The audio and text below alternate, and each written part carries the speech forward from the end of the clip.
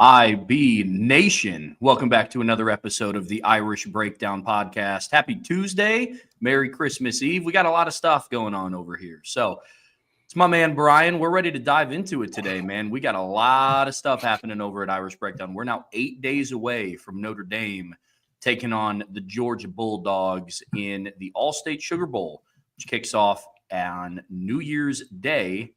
Unfortunately, the game's at 8:45 p.m., so hopefully everybody doesn't have too crazy of a New Year's Eve, and they're going to be good to go on New Year's Day night. But a lot of matchup things that we're going to dive into throughout the week today. Trev, that's the nice thing about an 8:45 kickoff is some of the people that like to have a good time on New Year's Eve are going to have plenty of time to recover before that 8:45 kickoff. They may not remember the 1 o'clock game, but they should be good to go by the 8:45 game. Yeah, a nap might happen for the 1 o'clock game, but for 8:45, hopefully all of ND Nation's going to be good to go and tuning in to watch the boys take on the Georgia Bulldogs. But Bryan, today we are going to kick off our preview for the Notre Dame Georgia matchup, and we're going to first talk about what's at stake for Notre Dame. Obviously the forefront of you got to stay alive and make it through the playoffs if you want to give yourself a chance at a national championship. But we're also going to talk big picture. What would a win over Georgia mean for Notre Dame's program? What would it mean for Marcus Freeman? And, there's all these talks about contract extension. And then we're going to kind of take a little bit more of a deep dive into Georgia. We're going to separate it into a few parts, talk about the Georgia offense. We're going to talk about their season as a whole, kind of a preview of how they got here, just kind of an overview of what's led them to getting the number 2 seed. And then we're going to get some early thoughts on the matchup. We're going to talk about Notre Dame's offense versus Georgia's defense, vice versa, from a high level, because we're going to be diving into everything after the holiday here in a lot of detail. And then we're going to wrap everything up with some more exciting news with the Ben Nichols commitment for the 2026 class. So a lot to dive into today, Bryan. I'm excited to get into it, man. Me too, man. This is what you want to be, right? This is where you want to be if you're a Notre Dame fan. This is where you want to be for the Notre Dame program, right? You've got an opportunity on a biggest stage in the country, primetime game, college football playoffs, quarterfinals, to say, hey, listen, we are an elite program, right? And that's what's at stake for Notre Dame, is to be able to show, hey, we are an elite program. We are the kind of team that can go out there and play with anybody and beat anybody. And or the opposite is same old Notre Dame will be the talking point, right? If you can't win this game. But this is what you ask for. I mean, you can't prove yourself to be an elite team if you can't get onto an elite stage, right? And that's what Notre Dame has earned, and that's where they are, and that's what Georgia has earned, against one of the toughest schedules in the country. And so we're gonna dive into this matchup and have some fun talking about that. I mean, and again, like you said, Trev, this is just kind of a higher level, bigger picture sort of intro into this breakdown, because there's going to be a lot more we're going to be doing here in the show. And then of course we're going to have some stuff on the premium message board as well. And so, man, it's like, I'm like behind. I wanted to get a film breakdown done of the Indiana game, but I've been so immersed in this Georgia film that I haven't been able to finish that. But I do plan on getting some of that Indiana film done. But, man, this is a big one, Trev. This is what all the work is for, right? This is what all the winter workouts are for. What spring practice, the grind of spring practice. This is why you sacrifice your summers to be here in South Bend, Indiana, as a player and as a coach, to make sure that you're putting in the work. This is why you put in all the work and all the hitting and the running and the physicality and the work and the sacrifices you make as a player to be on this stage, to have this opportunity to show the world who you are as a program. And that's what Notre Dame has earned for itself. This is a stage that's very familiar for Georgia in recent seasons. Notre Dame hasn't been on the stage since 2020. And even then, I don't know if the stage was as big, just because of the circumstances of who could and couldn't be at games and just the whole weirdness of COVID. And this is the first time since 2018 that Notre Dame went into the postseason with a team that you thought, boy, if they play their game, they can hang with some people. And it was an interesting road to get here. But they're here for both teams, really, who both teams at one point in time this season suffered a loss that knocked them out of the top 10, and both climbed back in. Notre Dame's was a much higher climb because they fell further down because they lost to a worse opponent, but they also lost much earlier.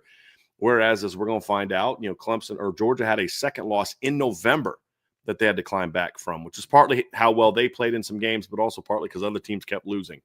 and that helped them climb back in. But at the end of the day, they got a chance to play for the SEC title, and they got it done. Went to overtime and got it done. So I'm excited about this matchup. I've said all along, I want Bama. I want Georgia, not from the standpoint of those teams suck, Notre Dame can, but it's like that's the teams you want to prove yourself. We talked about this before the playoffs even started, Trevor. Yeah, getting Clemson and Arizona State as the 5 seed would have been the easiest path to get to the semifinals. But if you'd have won both of those games, the storyline would still be the same. Well, you haven't beat anybody, you haven't done this, you haven't done that. You wouldn't have been tested in quite a while. Now you want that. Hey, look, if you want to prove yourself as a program, you want to find out truly where you are. Either A, you've arrived, or B, you're not quite there yet. You do it against teams like this. No disrespect to Indiana, Trev. I mean, my rant the other night showed that I believed Indiana belonged on that stage. They earned their right as a darn good top 12 football team to be on that stage with Notre Dame. But you don't come to Notre Dame to prove yourself against Indiana. You come to Notre Dame to prove yourself against teams like Georgia and Alabama and Ohio State. And that's where Notre Dame finds themselves. And that's what it's all about. That's what it's all for. That's what all of this is for, is to get on this stage. And now it's time for these players to prove that they do or don't belong on this stage. So let me rephrase that. They flat out belong on this stage. It's whether or not they've quite kicked down the door to where they are part of that A-list group of teams for what they do on the field. That's the big question. And until they beat one of those type of teams, now you could argue they beat Clemson, but when they beat Clemson, Trev, they weren't elite Clemson teams. Those were either A, down Clemson teams like they were in 2022, or a Clemson team that was missing their star quarterback and 3 other studs from their defense because of stupid COVID rules in 2020, right? Like, that's a different story. And then when they got a chance to rematch against that same Clemson team in 2020 with all those players as part of what they're doing, they got smacked. So that's the reality of it. They've been close against Georgia. They've been close against Ohio State, but it's time for Notre Dame to kick down that door, and they've earned the right to be on the stage where they can prove that or not. Yeah, absolutely. I mean, it's all roads lead to this, right? You hear the coin phrase, this is why you come to Notre Dame, to play in these kind of games. And I couldn't agree more with that. But you could make the argument that dating back to 2005 in the USC game, right? Like, this has been the type of game that Notre Dame just can't get over that hump, right? You lose to USC in 05. Fast forward to 2012, you can't get over Bama. 2015, you can't get over Clemson. 17, you can't get over Georgia. 19, you can't get over Georgia. 18, you couldn't get over Clemson. So, and 05 and 15, you also lost Ohio State in 05 right. And 15 in postseason games. Mm-hmm. So all roads kind of lead back to this. And, I know we're getting a little bit ahead of it, but for big picture sake, this is what's at stake, right? And I know we're going to dive into that a little bit, but for the right now, right? And, looking forward short term, what's kind of stake at Notre Dame for Notre Dame going into this bowl matchup against Georgia? For me, the first thing that comes to mind is kind of getting that monkey off your back of not winning a New Year's Six bowl since 1993, right? Because there's a difference. You won in the first round of the playoff, first ever playoff game at home, and it was a great win. It was the most high-octane win on that stage since 1993, but you still kind of have that little monkey on your back of, yeah, great, but now go play Georgia in the Sugar Bowl down in SEC country and then talk to me after that game, right? So, that's, starting off directly in front of you. That's what I think is at stake for Notre Dame initially, outside of the obvious of keeping your hopes alive to play for a national championship. What say you, Bryan? Trev, I mean, you're spot on. This is what it's all about. This is where you want to be. And I'm reading through the chat. A lot of Notre Dame fans are already dealing with it. It's the talk. Notre Dame sucks. Like, I remember when Notre Dame played Georgia in 2017 and 2019, before Georgia won titles. I remember interacting with their fans, and 9 out of 10 of them were awesome. Respected Notre Dame. They weren't that flaming, ridiculous SEC is great at everything and everybody else sucks crowd. They were, hey, look, we respect Notre Dame as a program, and Notre Dame respects Georgia as a program. Now, I don't know if it's just a different type of crowd. I don't know what it is, but now it's just, oh my God, some of y'all are just obnoxious. And just like, you clearly haven't watched anyone outside your league, have you? Just some of the stuff that you hear. So, I mean, but listen, as we've said, Trev, Alabama fans can say all they want about Notre Dame. Ohio State fans can say whatever they want about Notre Dame. Georgia fans can say whatever they want about Notre Dame. You know why? Because Notre Dame hasn't beaten those teams. Notre Dame hasn't beaten Alabama since 1987. They haven't beaten Ohio State since the 1930s. Now, again, they've only played like 4 times since then, right? When they haven't beaten Georgia in their 3 matchups, including twice recently. So until they beat those teams, you got to take it. As a Notre Dame fan, you got to take it.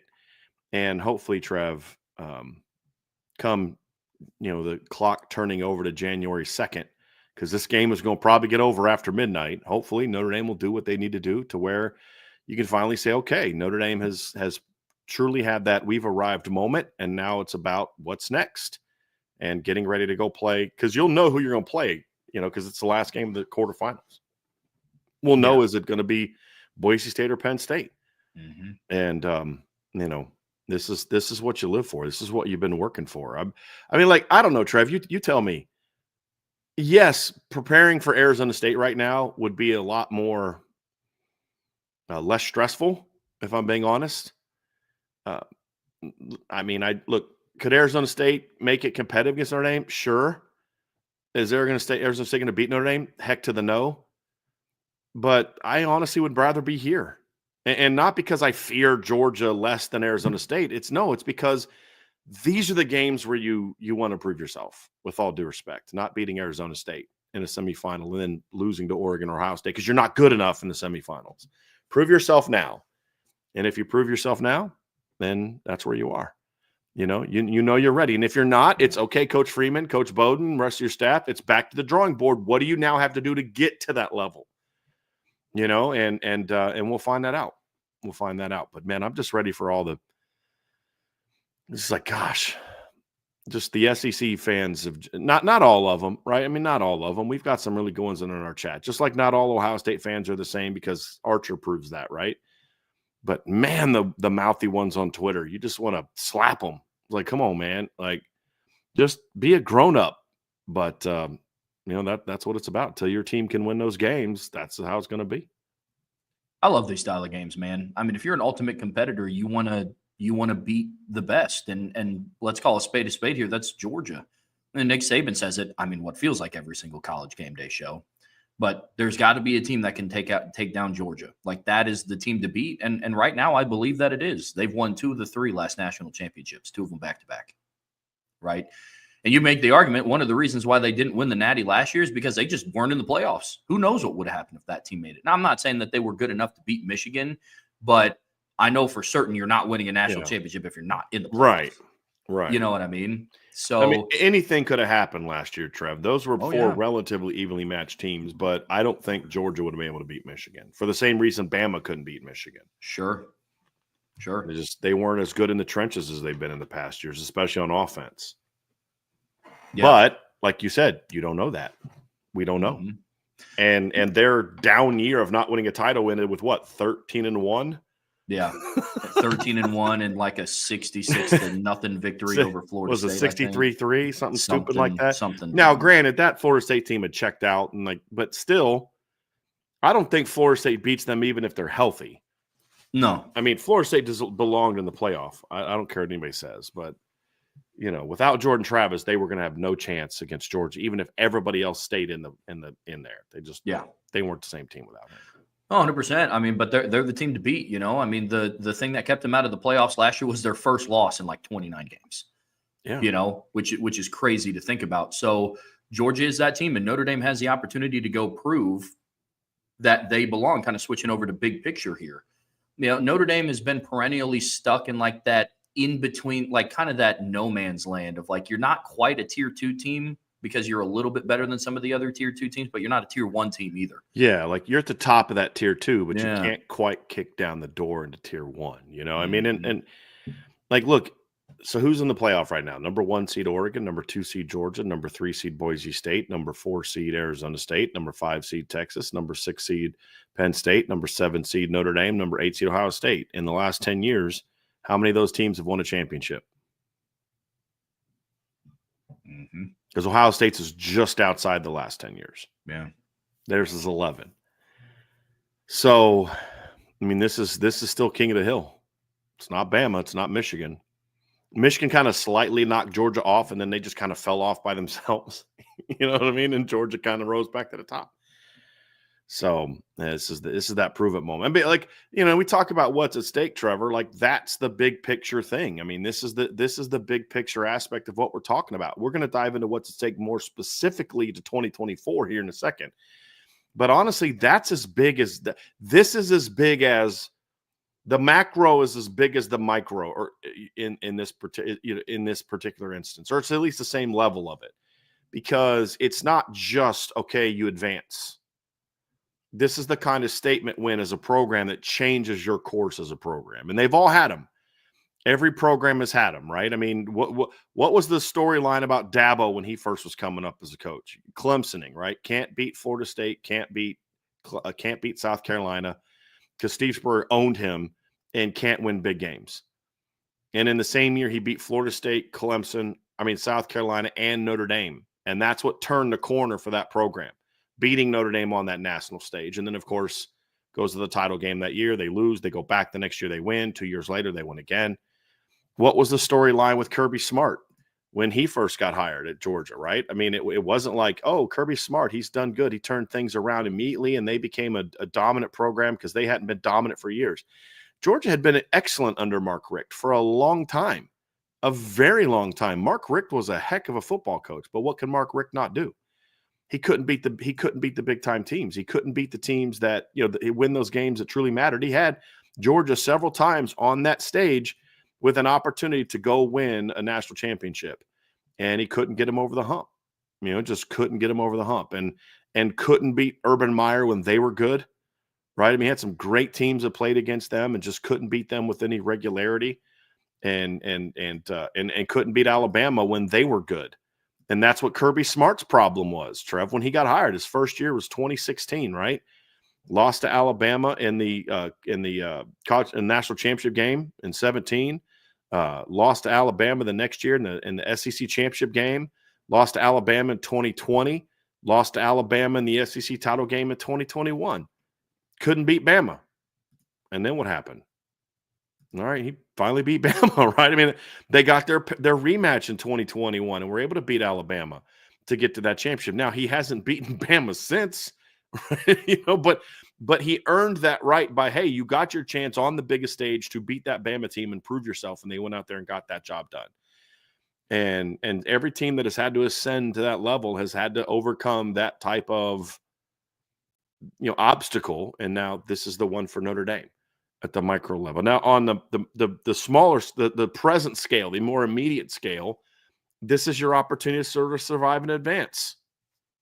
Like, that's the reality of it. This is a survive. You earn the opportunity to go play in the semifinals while knocking out arguably the biggest title contender you will have to face the rest of the way, right? I think arguably, because I think Oregon and Ohio State will have something to say about that, right? But I mean, this is the team that's proven it.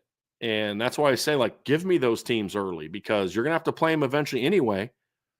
Knock them out now while you're still a little bit more fresh than you will be by the time you get to game 4. Yeah. And that's what Notre Dame has an opportunity to do. Yeah. I mean, they have an opportunity to, you know, keep the narrative alive that they are a championship contending football team, regardless of what happened on September 7th, because we've spent a lot of time talking about Notre Dame's season and how it from a big picture scale kind of turned out the way that we thought. We thought they'd be hosting a home playoff game. We thought they'd be 11-1. You know, we thought they'd beat Texas A&M. Just a lot of the things in between, you know what I mean, just didn't really break out the way that we had all thought. But regardless, they're here. They are now winners of 11 straight, 10 of those by double digits. And they have the opportunity to continue on that path. But, you know, in order to do so, you kind of have to go through the team that's kind of held college football in check. But to your point, I wouldn't rather it be against anybody else. You know, I mean, like, I would hear out, you know, maybe if they had Ohio State in the second round, because, like, I think based on preseason hype, that was kind of the next team that everybody just assumed was going to go win the national championship this year based on the layout of their roster. Understandably so. Absolutely. Right. Absolutely. So, outside of Ohio State, this is the team that I would want Notre Dame to face in the quarterfinals to, have the opportunity to get their first New Year's Six bowl win. Because I do think that's another thing that's, in kind of the short term, that will be just another thing to help build the momentum for this program. And I'm happy that they had that lesson on September 7th of learning how to handle success, because now this team will be coined as, there will be some disagreements or agreements based on the make out of the roster, right? But it will start being coined as the best team Notre Dame has had since 1993, and like that is that's no easy thing to be coined as, right? Notre Dame's had a lot of good teams since 1993. And, their lessons of being able to handle success, I think would help them greatly if they're able to pull this off. But it has to be, all focus, mental, physical preparation on Georgia first, right? Because this is a big one. Yeah, there is no next game, right, for Notre Dame. It's this game. Last week you understood maybe you would hope that they didn't look past Indiana thinking about Georgia. There's no looking past Georgia for two reasons. Number one is you don't know who your next opponent's going to be. It's going to be one of two. But number two, there is no next week. You know what I mean? Like this is the game that defines you. And it's a big one. It's the one that you start talking about going to the portal and having a little bit more sway with some big name kids about, hey, come here and you're going to be part of a championship football team. Same thing with top high school recruits, the guys that they're finishing second and third for right now, that they want to finish first for. It's not just about NIL with all these kids. Some of them it is. And those type of kids you don't worry about. You don't waste your time with them. But for some of them, I'm getting a good NIL deal from you and I'm getting a good NIL deal from this other school. But, man, I want to play for championship. And this school's proven that they can develop this kind of thing and that kind of thing. And you go out and do those things, and now you're on that level. So that's what this win can do on top of just getting you to the point where you can say, hey, look, you 2 down, 2 to go. And that's really where you're at. You're at that halfway point to a championship because ultimately that's the goal, right? Is Notre Dame a championship team this season? I don't know. And I'll have a much better idea of that by the end of this game on September 1st, most likely rolling into January 2nd. Yeah. And that's ultimately what's at stake for Notre Dame. Yeah, absolutely. I couldn't agree more. Sorry, Trev. I just want to say one last thing when you talk about this too. I'm very curious to see and I'd like to kind of find out from Georgia fans if there are any in the chat and SEC fans. I'm very curious to hear what the storyline will be about Georgia if they do in fact lose to Notre Dame. Like that'll be something I'm very curious about. Like because 22 they won, 23 they didn't get in, 24 they wouldn't have won it. Is it simply Carson Beck didn't play? Is it as simple and lazy as that, or is there something else to it about, is Kirby Smart really doing the things that he needs to do to make sure his team is maximizing its potential? Because as we'll talk about here over this next week or so, I think there's certainly areas where Georgia's not getting the most out of their talent based on what we see on film. So it's going to be very interesting to see kind of what the storylines are coming out of this one. Very interesting. So go ahead. You got something to add to that? No, I was just what you brought up is a good transition into kind of what we were about to talk about. So no, go ahead. Now, I was to say, hey, before we hit that next section, do us a favor. You see that thumbs up down there? Go ahead and hit that like button, hit that subscribe button, hit the notification bell, share this podcast with your friends and family. It's great Christmas. If you're having Christmas parties, you have Notre Dame friends and family.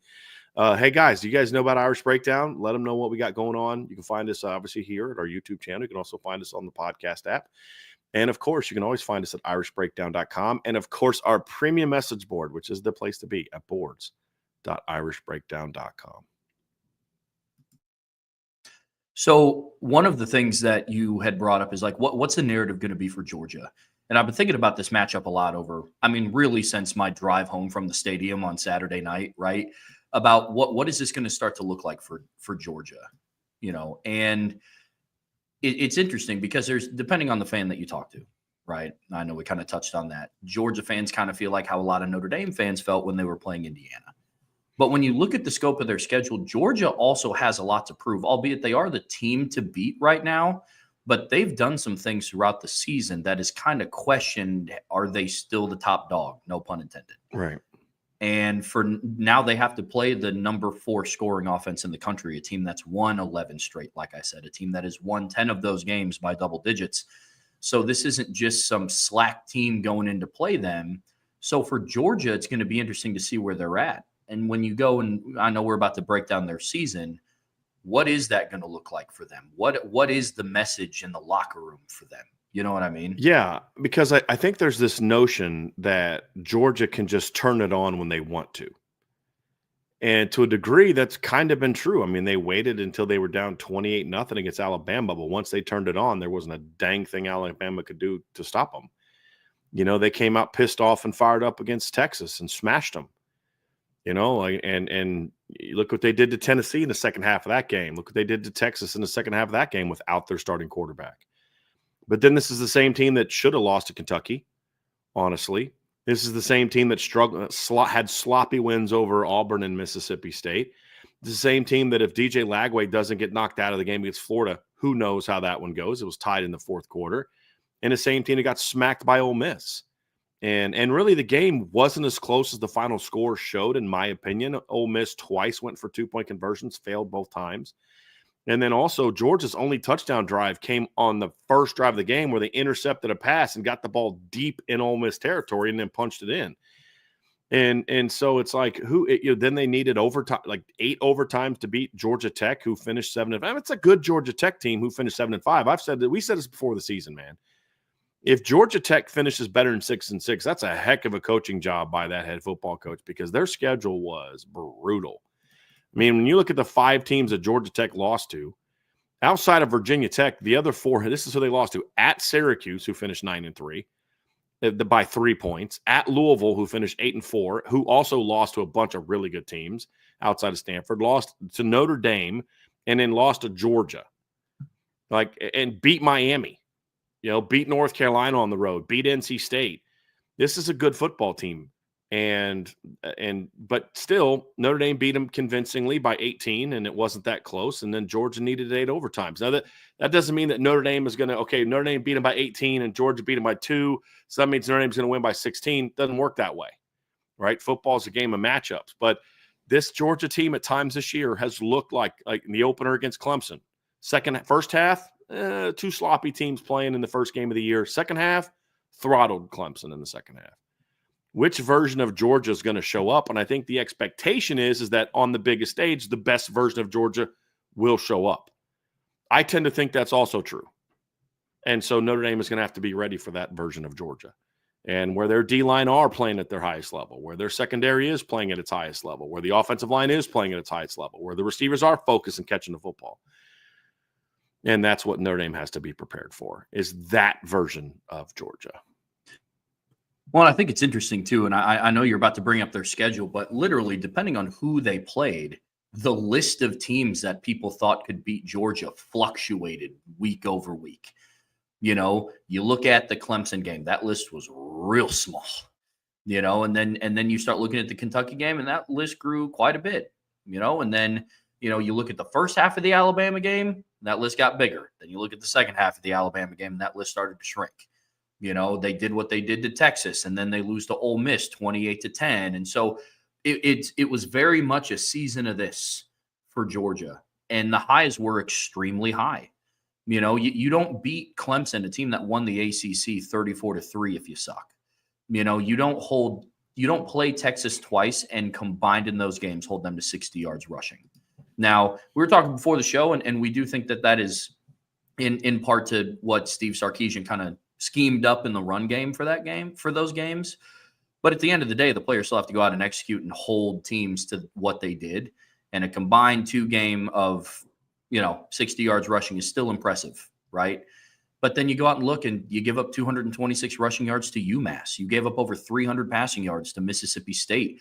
You gave up over 530 total yards of offense to Georgia Tech. 563. Yeah. 547 to Alabama. Mm-hmm. Yeah. And so you kind of look at it and it's the lows are very low, but the highs are very high. Mm-hmm. So, this is an interesting team, and I've been watching a lot of film on them too. And Bryan, my takeaway is almost the same as yours. It's like, gosh, when they're at their best, they are, man. Yeah, because they can play with and beat anybody when they play 100%. their best version of themselves. But on the flip side of that coin, when the turnover bug starts creeping in, the secondary's not playing the way that they should, their defensive line isn't fitting the way that they should, they become a very, very, very beatable football team. Yeah. So, but here's some. I want to say something about that, Trevor, because this is what's interesting about this game. I don't think Notre Dame needs them to do that to win this football game.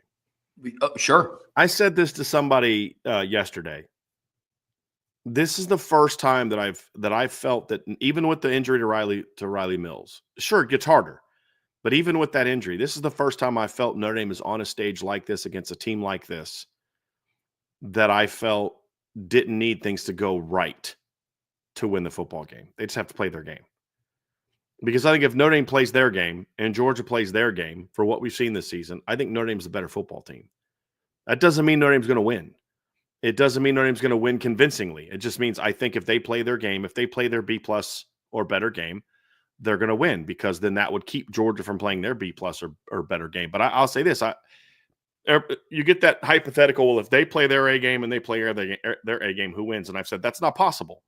It's not possible for an entire team to play their A game and the other entire team to play their A game. It could be where both offenses play their A game or both defenses play their A game, but I don't think it's possible for both teams in all phases to play their A game. Usually your A game prevents someone else from being in their A game. It's normally how it goes, right? But if they both did, I just think Notre Dame is the better football team. And I feel that that's true if Carson Beck would have played in this football game. But that also doesn't mean that this Georgia team isn't really freaking good, because they are. I just think Notre Dame's also really good.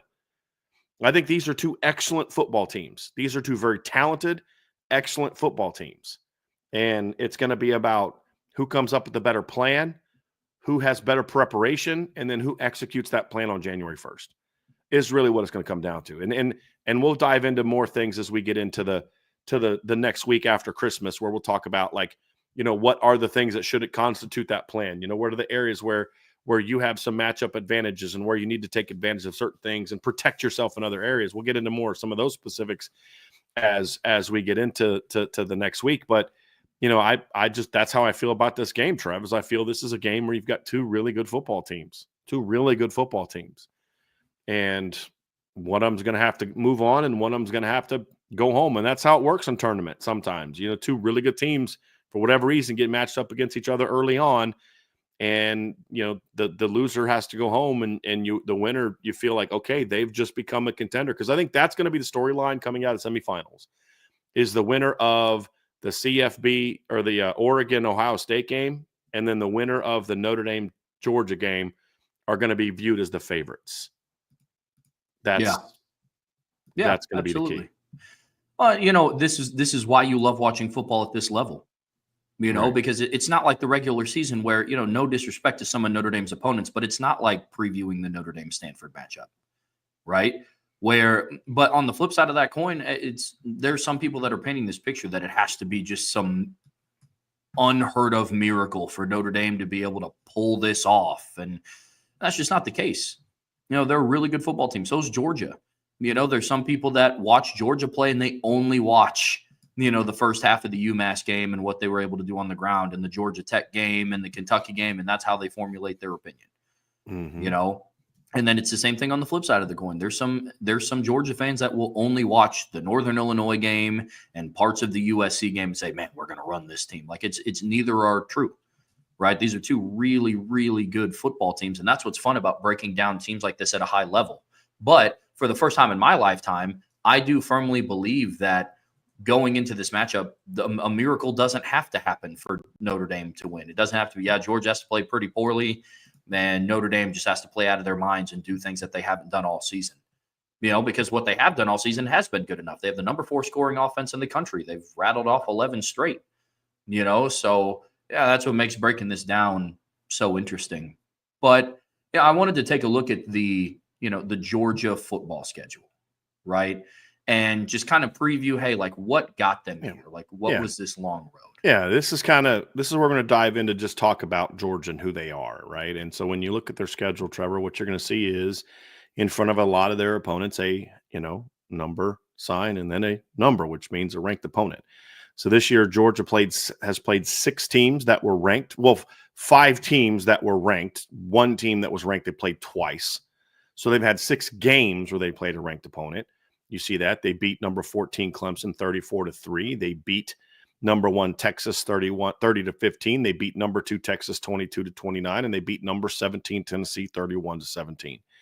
They also lost to Bama, number 4 Alabama. At the time, Alabama was number 4, 41-34. In a game they trailed 28-0. And then they lost to number 16 Ole Miss on the road in a 28-10 game. A game that Georgia jumped out to a 7-0 lead. Ole Miss responded immediately with a touchdown drive and then got a field goal to make it 10-7, and Georgia never tied or led again in that game. Throughout the way, Trev, they've had some very interesting wins.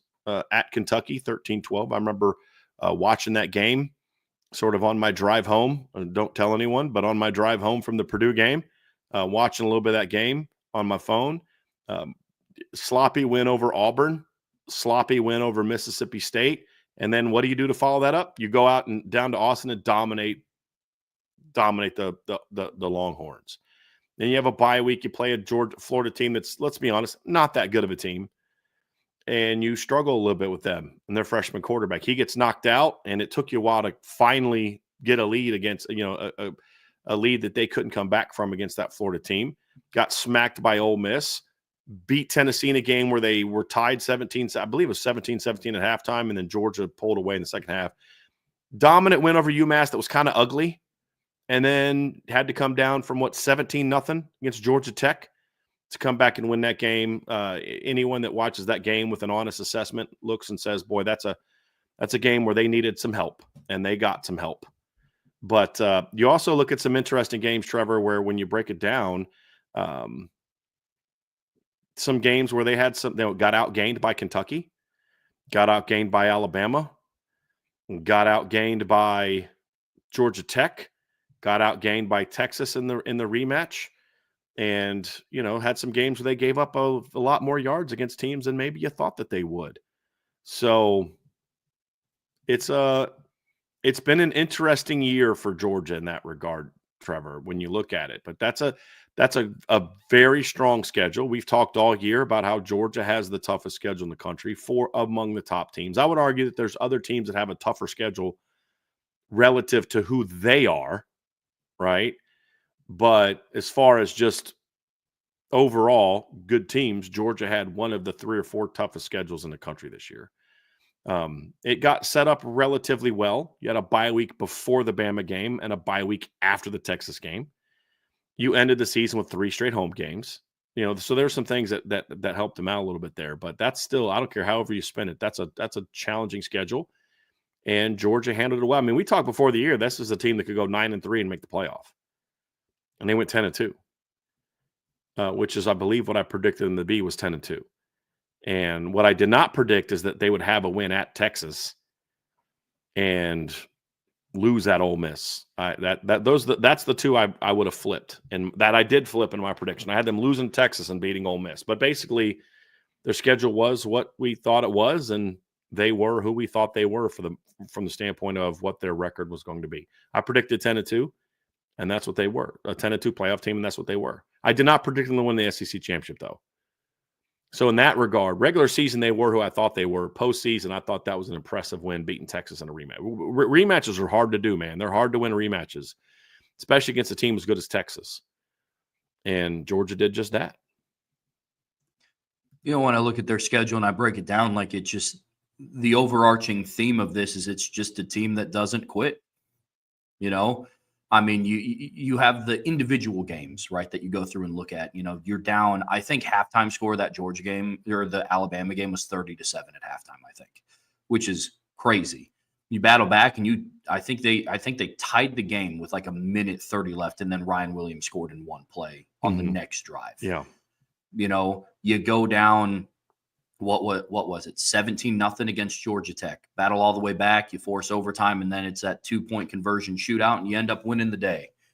Right? But I got to say this. That is the dumbest way to decide a football game. Yeah. The dumbest way to decide a football game is that 2-point conversion bullcrap. Just absolutely stupid. But please continue, Trevor. Oh, I agree. I mean, if you're going to do that, then just have like a field goal kickoff. You know what I mean? I'd rather watch that than I would just 2-point Do conversion. trick shots or something stupid. I mean, it's just so dumb. So dumb. No, I agree. But then, you go through and you look at what they did after bad losses.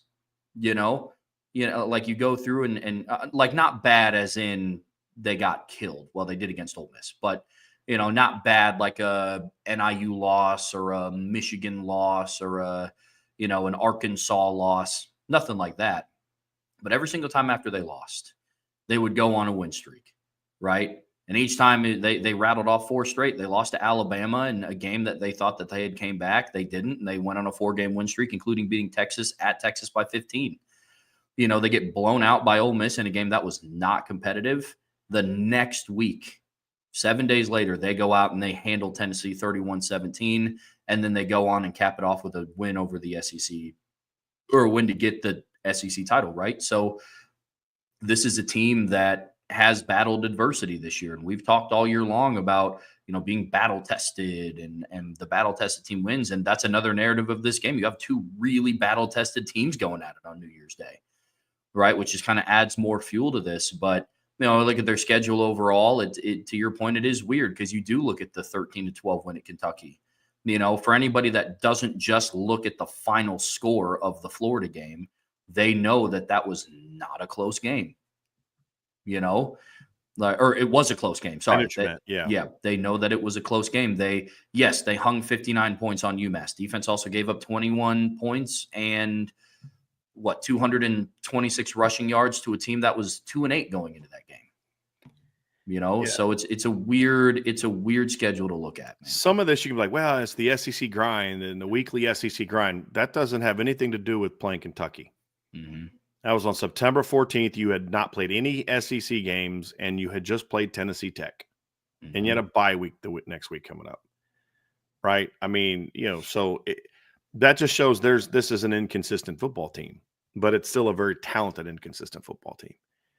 And they have been tested in the ways that Notre Dame has. It's okay to admit that as a Notre Dame fan. They didn't have to play the same schedule Georgia did. What would their record be if they played? I don't know. I know they only played one team on the schedule that Georgia had to play, and Notre Dame beat that team pretty convincingly on the road, whereas Georgia needed overtime, 87,000 overtimes to beat that Georgia Tech team. That doesn't mean Notre Dame would have gone down to Austin and beaten Texas. I have no clue what they would have done against Texas. I just know that Notre Dame beat the one team they had in common, but that doesn't mean a whole lot, right? Because Texas beat teams more convincingly than Georgia beat teams, and then Georgia goes down and beats Texas twice. That's not how football works. It's a game of matchups. But at the end of the day, Trevor, they had some ugly wins, but you know what? They got the wins they needed. They got the wins they needed to get into the college football playoff, and they earned a right into the SEC championship game, and then they handled business. I did not think they were going to beat Texas again. I did not. I absolutely did not. And Texas thoroughly outplayed them in the first half of that game. But Georgia made the stops they needed to make in the first half to hold Texas to field goals instead of touchdowns that allowed them to stay in that game. And there you go. And I'm so tired of they didn't have Haynes King bull crap. Haynes King, Georgia Tech lost to Louisville by 12 with Haynes King. If anything, having Haynes King would have made it easier for Notre Dame because they didn't have a read on what they're going to do with the Pyron kid at running back. And not having Haynes King is not why they held Georgia Tech to 68 rushing yards and held Jamal Haynes to a career low rushing yards. I'm so tired. No Haynes King. Notre Dame didn't have Benjamin Morrison in that game either. First game without Benjamin Morrison in that game as well. Let's not forget that. So injuries are part of the game. Just like I'm not going to, I don't know without Riley Mills. Now, I'm not making excuses for Notre Dame not being able to beat Georgia because they don't have this player, this player. That's football. Go get it done. Go get it done. So that's a fact. That's an absolute fact. And Notre Dame's also scored 31 points in regulation against that Georgia team, where I believe, what did Georgia have in regulation? Again, it wasn't 31.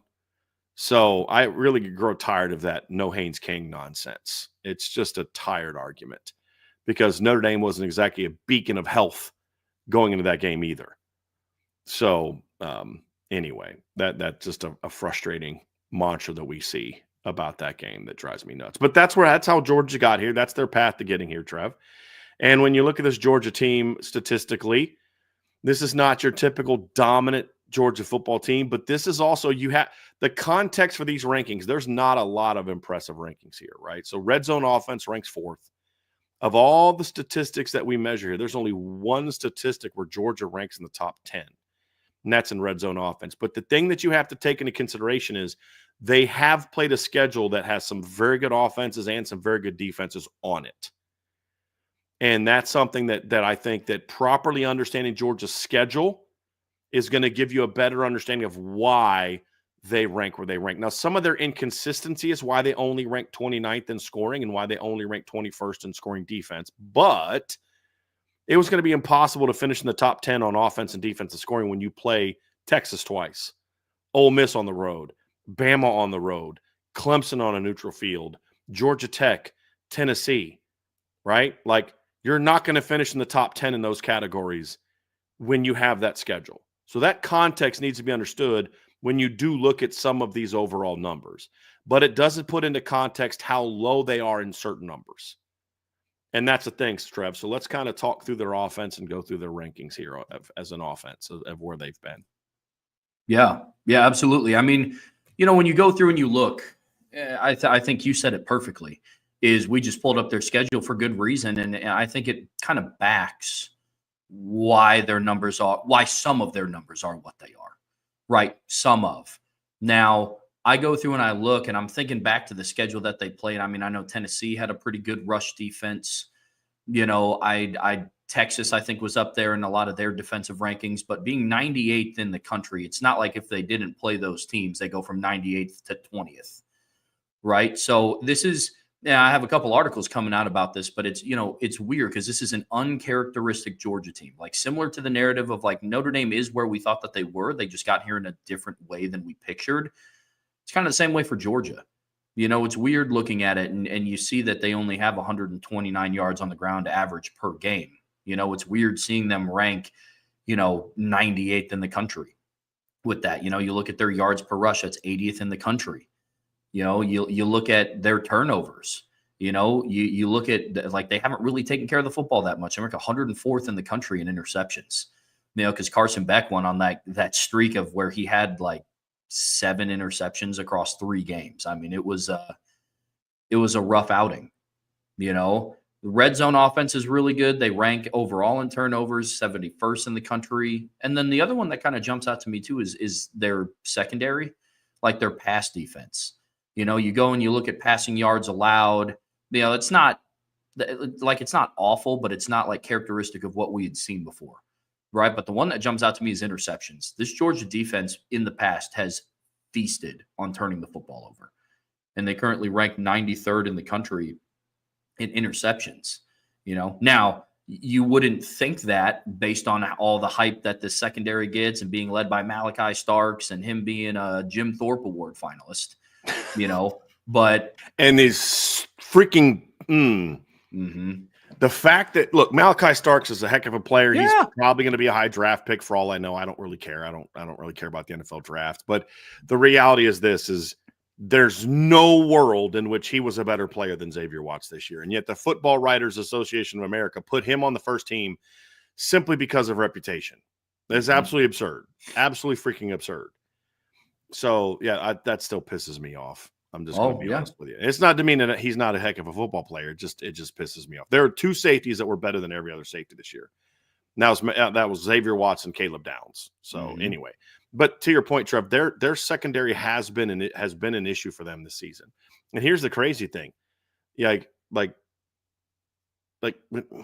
keep I just like some of those numbers are interesting, especially when you consider they really shut Texas down both times. That's the interesting thing about that is they shut down Texas both times both times that they played. I think another thing that's interesting too, is you look at what they have given up.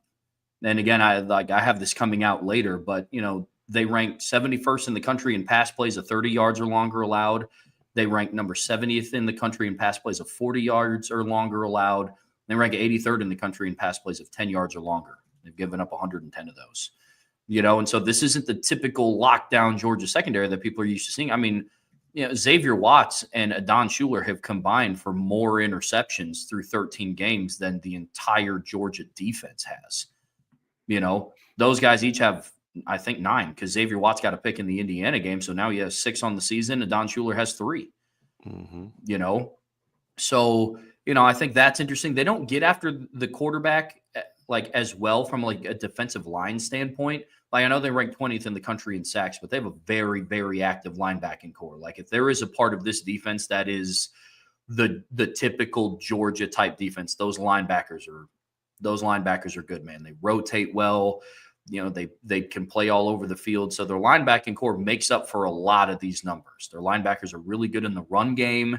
They're good at disrupting plays in the backfield. So, it's interesting when you look at the makeup of this Georgia team as a whole. And when talking about sacks, it's even weird looking at what their offensive line is allowed this year. They rank 51st in the country in sacks allowed.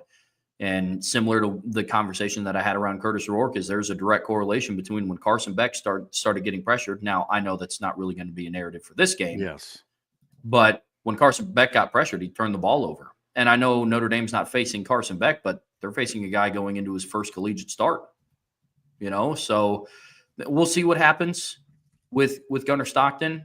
But, the offensive line has struggled at times to not only protect the quarterback, but to gain a push in the run game. So, statistically, this team is interesting. And it does help when you look at the schedule with a little bit of context. But, this is an interesting football team to kind of dive into, man. So let's talk a little bit about their offense and defense a little bit more specifically. We saw their statistics. You see where they rank. They rank 29th in the country in scoring offense, 46th in yards, 11th in passing yards, 98th in rushing yards. Here's the interesting thing about this matchup. That has to basically kind of go out the window in this matchup because of no Carson Beck. And what I mean by that is they're going to look like a very different team offensively, in my opinion. If they try to, I just don't think Georgia's going to come out. I mean, Kirby Smart didn't get to 2 title games where he won and then played for another championship because he's an idiot and doesn't know football.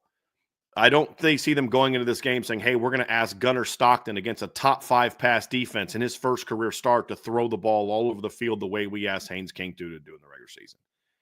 I just don't see it. Now, are they going to throw the ball? Yeah, they're going to throw the ball. Are they going to just come and be a ground and pound, running up the middle every single play, hope to win 10-7? No, they're not going to do that either. They're going to look more like some of Kirby's older teams, right? I think they're going to look more like 2017 stylistically than they have the last 4 or 5 years.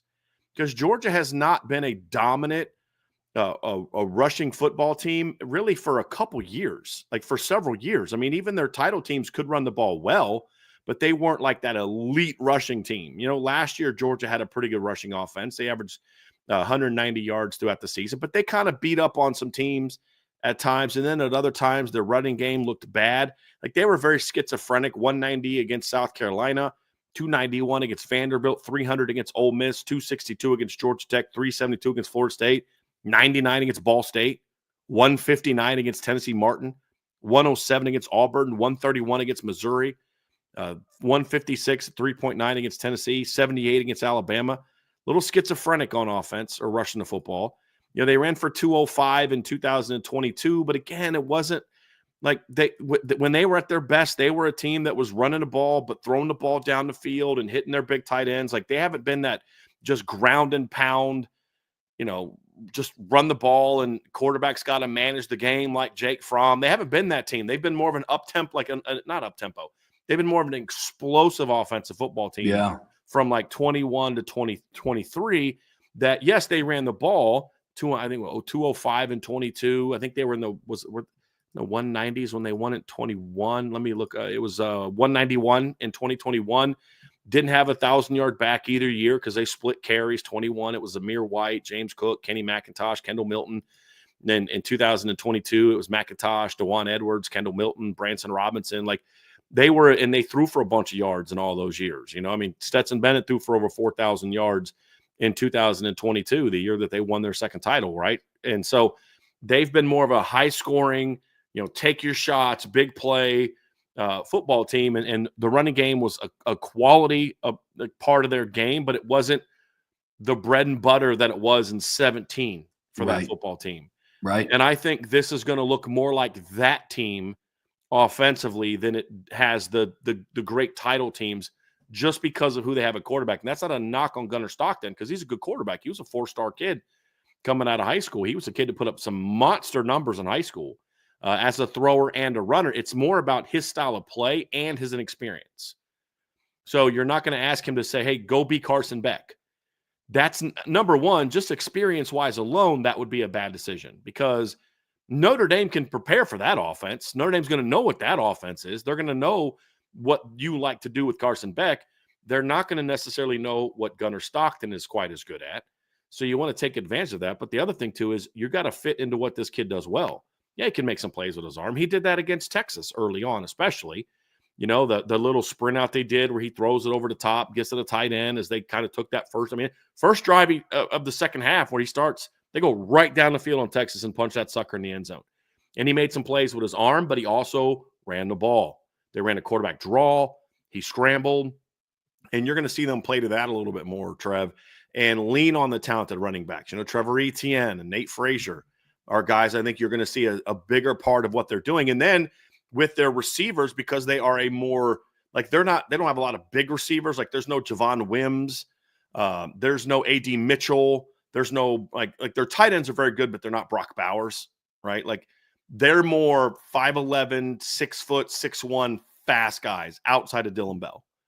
So I think what you're going to see them do is have a very short to deep pass game, short stuff to kind of first and second down, chain moving plays. If Notre Dame's playing off, hit some slide throws, hit some under screens, they like to throw a lot of swing routes to the running backs.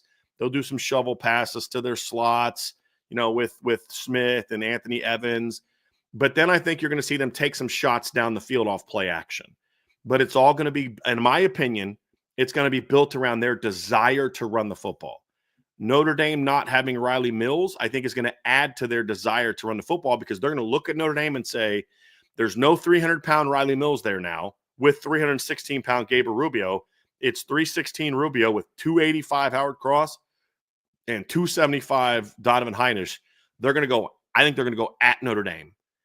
And so that's why these statistics that you look at are a little bit meaningless when it comes to how Georgia Tech is going to attack Notre Dame. The question, however, where these numbers do matter is, can Georgia be effective running the football on Notre Dame? That's going to be the bigger question, not whether or not they'll try to run it on Notre Dame. I think that's a given for all the reasons I just mentioned. The question, Trev, based on what we see right there is, okay, cool, but can they be effective at it? And when you look at their numbers, they went for 208 against UMass. Their next highest rushing output on the season is 169 against Clemson. Next is 166 against Tennessee Tech. And then after that, it's a pair of 146 games against Florida and Mississippi State. They've averaged under 4 yards a carry 7 times in 13 games. They've averaged under 4.5 yards a carry in 2 more games, Florida and Texas. Florida and Georgia Tech. So the question is not, will Georgia try to run the ball more? I think that's a given. The question is, can they do it? I do think part of it was their offensive line was banged up a lot during the year. They had some issues at tackle. Their center, Jared Wilson, missed a couple games. Drew Bobo had to get some starts in there. They're a lot. Tate Ratledge, I think, was banged up at times this season. That 3 weeks off, I think, could help their offensive line get back to being healthy, get back to being on the same page and play better. But does that mean they all of a sudden become a team that can run for 200 yards a game again? That's the question that we're going to find out on January 1st. Yeah, absolutely. And they're going against a very underrated rush defense in Notre Dame. So it isn't as lopsided of a matchup as what some people think. Notre Dame against Power 5 opponents ranks number 16 in the country in rush defense. They allow just a little hair over 111 yards a game on the ground, right? I think they are at 3.4 yards per carry allowed. And then you kind of look at where Georgia's at in the run game, and they're averaging like 4.2 yards per rush. So, it's going to be interesting to see what Notre Dame does without Riley Mills. But I agree with you 100%. It's not going to be if Georgia runs the ball. They will run the ball because that's what turned the game around against Texas.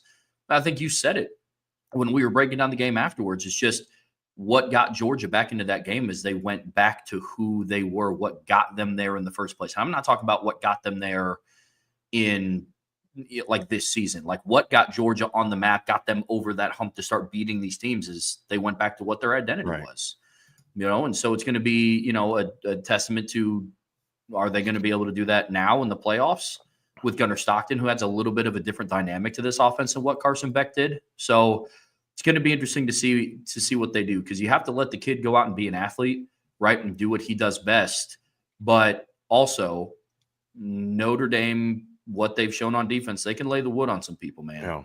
And so you don't want to put your quarterback at risk of getting hurt, because who knows what you have past Gunnar Stockton. Oh, it's that true freshman. But, it kind of narrative. You'd have Jaden Rashada, right? But they've redshirted him all year, which doesn't matter now. They could play him now because the red shirt's is still there. And I've heard some people are like, do you think they try to sneak a Jaden Rashada in there? Maybe. I don't think that really matters. I mean, I'd kind of welcome that a little bit, to be completely honest, because that tells me they want to become this throwing it all over the field team if they did that. But yeah, I thought that was interesting. Trevor is do they go that route with Jaden Rashada? And I highly doubt that he's going to go from playing like not at all. I don't think he threw a pass all season. I don't know that he played a snap all season. I'm actually going to look up their numbers right now. I don't think he played all season. That was part of the deal when they recruited him. He didn't play a snap all season. Carson Beck played 846, Gunnar Stockton played 80, and then Colin Drake played 3. That was the deal when they recruited him, is you're going to come here in redshirt and take the year off. Do they yank that now that they're in the postseason and their quarterback is hurt? I don't know the answer to that. I'd be a little surprised by that. I would be too. But end of the day, it's going to be interesting to see what Georgia's offense is going to be able to do. But stats aside, Brian, like we kind of go through, what makes this offense good? Like what are they good at? And, from your perspective, just wanted to hear like what. And I know it's going to be interesting with Carson Beck being out, because a big part of their offense was being able to push the ball down the field. But when you look at this Georgia offense, what makes them dangerous? What poses the biggest threat to Notre Dame? You asking me what I think it is? Yeah. I think right now they're pushing Notre Dame around up front. That's my biggest fear. And then getting Notre Dame to have to bring their safeties into the box to defend the run, and then now you're taking your over-the-top shots to their fast guys. Arian Smith can fly. Yeah. He can run. Dominic Lovett's got really good quickness. He's a guy that can make some plays. He's a guy that's been playing in the SEC for a while at Missouri, and now Georgia. It's getting their tight ends down the field on play action shots against the linebackers and safeties. It's playing downhill with their run game and downhill with their throwing game. That's my big concern about this game. If this becomes a game where they're going to try to drop him back and throw it all over the field, I feel good about that, because now it's your big physical lineman against Notre Dame's athleticism in space, and I like that. It's your receivers who are good but not elite against Notre Dame's really talented pass defense. I think you're playing into Notre Dame's hands at that point in time. I think running downhill and throwing downhill is the recipe for Georgia. And that doesn't mean they can do it, but that's what I think they're going to do. I just think, because look, Trev, let's look at their offensive side of the ball, right? Their starting offensive line, when healthy, left to right, is Monroe Freeling, Dylan Fairchild, Jared Wilson, Tate Ratledge, and Xavier Truss. This is their size across the board, left to right. Monroe Freeling, 6'7", 315. Dylan Fairchild, 6'5", 315. Jared Wilson, 6'3", 310. Tate Ratledge, 6'6", 320. Xavier Truss, 6'7", 320. Like, that's what they are. They're big. Mm-hmm. They're big and they're physical. And I think with what they have going down, I see them trying to go back to, and again, that's not me sounding like I'm some know-it-all rocket scientist. I watched the second half of that game. I watched Gunnar Stockton in high school. And I also think Kirby Smart's a pretty smart guy. And if I'm Notre Dame, I'm going to do the thing that I'm most concerned about. If I'm going against Notre Dame, I'm going to do the thing that as a Notre Dame person, I'm going to say this. I'm going to predict they do the thing that I'm most worried about. because I think they're smart coaches. And that's what I think is most concerned about, is being able to run right at Notre Dame. And then that sets up the downfield shots as the safeties and linebackers have to start. Because if they start pushing the offensive line off the board, off the line, now the linebackers got to trigger more. Now the safeties have to come down and protect the linebackers who are triggering more, which opens up some of the RPO game, which opens up the play action game, which opens up the movement throwing game with Gunnar Stockton. I think all those things play into their hands. Georgia, and we'll talk about this in the keys to the game, but if looking at it from the Georgia standpoint, if they can establish the line of scrimmage, that changes everything. If they can't, then they're in trouble. They're going to struggle to score a lot of points. So to me, that's why I believe they're going to play that way, which is going to be the reverse of what we see from them on film and statistically. But that's also, Trev, what I think we saw from them in the second half of that Texas game. Would you agree? Yeah, absolutely. I mean, that's what turned the game around for them.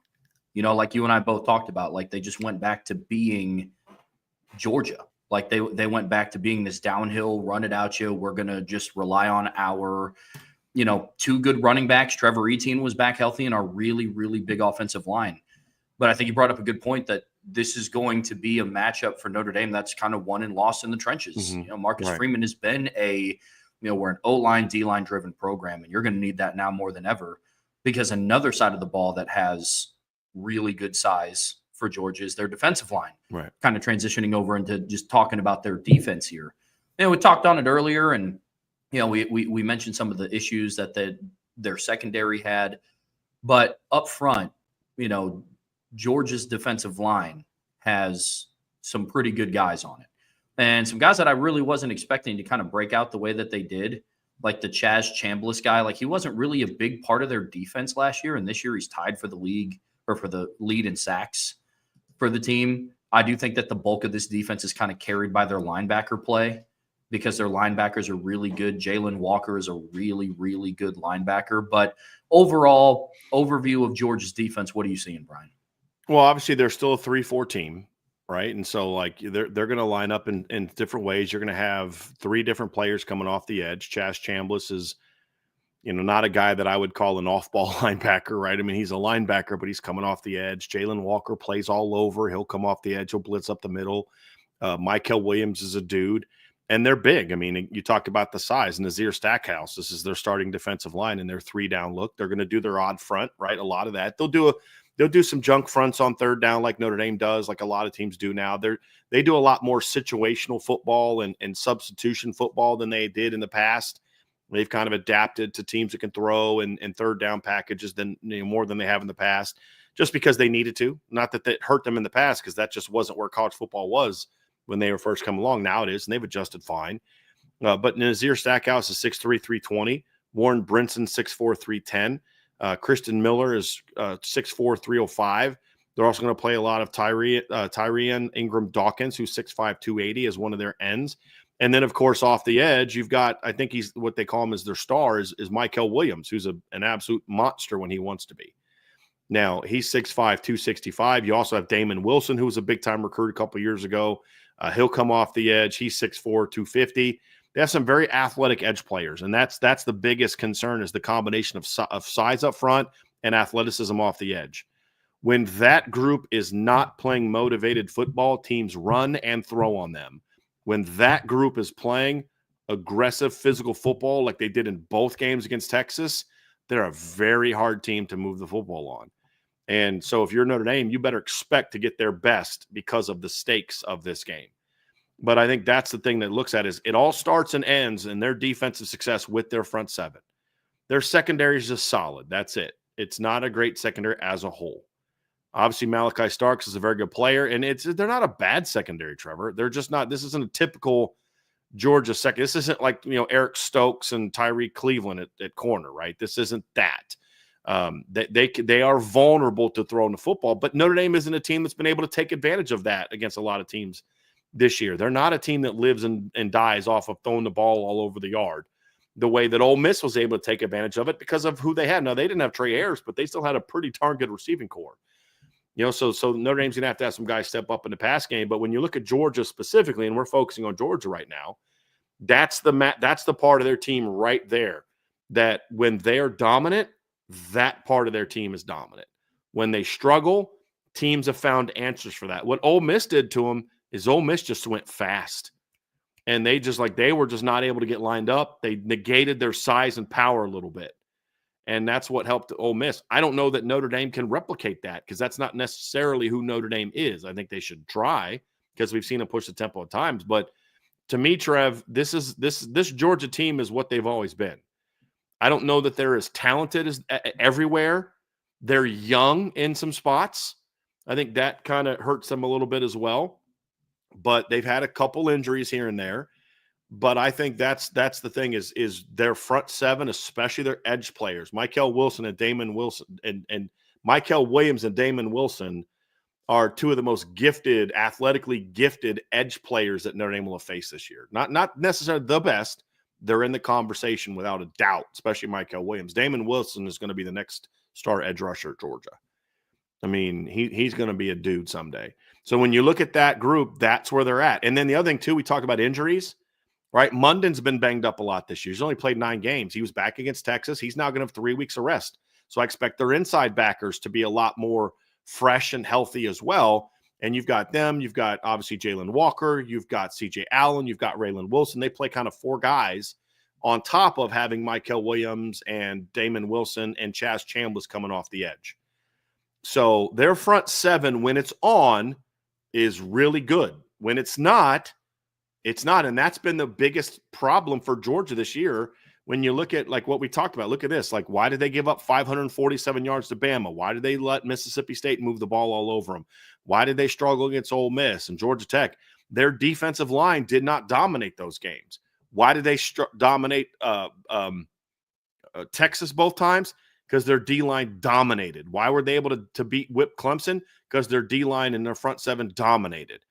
And that's really the key about this Georgia defense is when their front 7 is playing at their best, they are very, very, very difficult to move the ball and score on. But as you see by them giving up over 20 points a game this year, teams have been able to do just that. And that's going to be the big key. And Notre Dame is going to, if Notre Dame's going to just kind of come out and play slow, methodical offense, I feel like they're playing right into Georgia's hands. It lets them get into their stunts. They love to do that late shifts to try to get you some false starts. We've seen Notre Dame have a couple false starts this year against teams that do that. You know, get your zone rules, get your duo rules, whatever done. And then all of a sudden, boom, they just have this real quick dramatic shift. When they've got time to get their calls in, get everybody lined up, do their pre-snap movement, that's when you're playing right into their hands. The teams that have had success against them this year are teams that have been able to push the tempo. Is Notre Dame going to be able to do that? We're going to find out. We'll talk more about that next week. But that's the big thing is when they're able to play big boy football, Trev, this team is really hard to move the ball on defensively. Yeah, Georgia's front 7 is kind of who they've always have been. You know, like, I mean, they don't – you and I were talking before the show. They don't have Jalen Carter. They don't have a Jordan Davis. They don't have Nakobe Dean. But they still have some really, really good players. And their identity is still they're big, they're long, and they're fast. But athletic, right? I mean, their linebackers do really good jobs. I mean, covering sideline to sideline. They do really good in the run game. You know, so I think that makes it all the more interesting. You know, and I think you said it perfectly. When their defensive line dominates and when their front 7 is playing good football, it's almost to a degree, like obviously Georgia's significantly better than what Florida State's defensive line was. But from like a talent perspective, I mean, we had conversations in the Florida State game around when Florida State's defensive line wants to play, they're really good. But it was just, unfortunately for them, they just never wanted to play. Yeah. You know what I mean? And I would argue their edge rushers aren't super far off from Georgia's guys athletically, but they're not as good football players, which is why Marvin Jones didn't play a whole lot at Georgia and transferred to Florida State. Right. The difference is their big guys are how do I say this nicely? Their big guys play a little bit more consistently than Farmer and especially Jackson at Florida State. Because this group wants to play better. Again, I think there's been games where not necessarily it's not that they didn't want to play well. It's that other teams were able to do some things to them because like they're big physical guys. They're a true 3-down defense. When teams would go tempo and movement, I mean, there's times when Ole Miss is snapping the ball and the Georgia kids are just getting their hands into the dirt, getting into their stance. Right. that's when you're going to be able to beat them. When you just line up and say, okay, we're going to come at you at 12 personnel all day. Maybe Notre Dame is able to run on them doing that. We'll see, I guess. You know what I mean? But you're going to have to be able to mix it up. And teams that have been able to push them with a little bit of tempo, Georgia Tech did that. You know, the motions, the jets, the getting out of the pocket, the misdirection, all those different things gave Georgia a lot of problems. They were able to push the tempo at times, mix it up, run pass. Those are the teams that have given them problems. Alabama pushed the tempo against them, you know, getting Jalen Milroe, you know, really going out of the pocket and in the run game. All those things played big roles. Teams that just line up and say, like Tennessee, early on, just, hey, we're just going to line up and run the ball at you. And it worked for a quarter and a half. Then Georgia shut it down, and Tennessee couldn't do a dang thing in the second half. Sure. Right? I mean, that's to me, that's real. Clemson, you know, didn't really push the tempo incredibly well with their run game, and Georgia just kept everything in front of them and just dominated it. And Texas, the same thing. You know, I didn't think Texas did a very good job of really putting Georgia into binds with their tempo and their movement and things like that. They just were like, hey, we're going to do what we do. And, you know, not having Kelvin Banks really hurt them in the rematch. Let's be honest about that too. But I don't know that he would have made that much of a difference with their run game. Maybe he'd have helped in a little bit in pass pro, but in the run game, I don't know if it would have made that much of a difference because I think Sark coached a little bit afraid of that front. And that's the other thing too, is you can't be it's a really good front, but you can't be afraid of it. You can't be like, well, we're scared, so we're just going to run quick pitches and outside zone and, you know, and tosses and sprint outs all game because we're afraid of the front. You got to be willing to go at it. You just also have to go at it the right way. And that's going to be a key for Notre Dame. But the other thing too, Trev, they're a good third down defense. They're not great at forcing turnovers, and they turn the ball over a decent amount. That's another part of their team that's been a bit of an issue this year. And that's what allowed Texas to really get back in that game was that really bad Gunnar Stockton turnover at the end of that game too. Right? I mean, Georgia's getting ready to go put that game away against, like, oh, you needed overtime against Texas. Well, yeah, that's true, but they were on the verge of making it not needing overtime in that game before he threw that pick. So that's going to be an interesting part of it too. But I think they're going to try to protect Gunnar Stockton and not ask him to go win the game. And that means their defense is going to be locked and loaded. It's honestly for them, it's a lot like what we talked about yesterday with Notre Dame. Hey, how do you protect against, you know, not having Riley Mills? Hey, Notre Dame offense, it's time for you to step up and help the defense out. Well, same thing's going to be true here. Hey, defense, we don't have our quarterback. We're going to, you know, we need you guys to step up and play the best game you've played all year. And that's going to be the storyline. And which of those two units, and which I love about that makes this an even more interesting game, Trev, is that puts the two units that have to step up to protect the other side in direct battle against each other. And that's why, I mean, that's what I love about these type of games, you know, is that right? Hey, the defense is going to have to step up and help the offense out for Georgia. The Notre Dame offense is going to have to step up and help the Notre Dame defense out because of their personnel loss. Which one is able to get that done? That's going to largely determine how this game goes. And, you know, that's a fun part of it. It really is. Oh yeah, absolutely. I mean, it's really exciting, you know, and it puts it into what's going to win the day. You know, the last little nugget that I have about Georgia's defense is I kind of look at they're also not the same red zone defense that they've been in years past either. You know, like what they're hanging their hat on is hopefully just teams aren't able to move the ball on them. But when they are, teams will typically come away with points, right? I mean, 2 teams this year scored into the 40s against Georgia's defense, which is not really something that you've seen in past years. I mean, you know what I mean? Like it's even when they would play Alabama, whether it be in the national championship or the SEC championship game, like Alabama wasn't scoring 41. Those were those like 23-19 games. There was the one time in the 21 SEC title game. That's right. That they went for 41. And then what happened when they had the rematch? Yeah. Bama's offense couldn't do anything. Now they ended up losing John Mechie and Jameson Williams. But even with that, they were still better.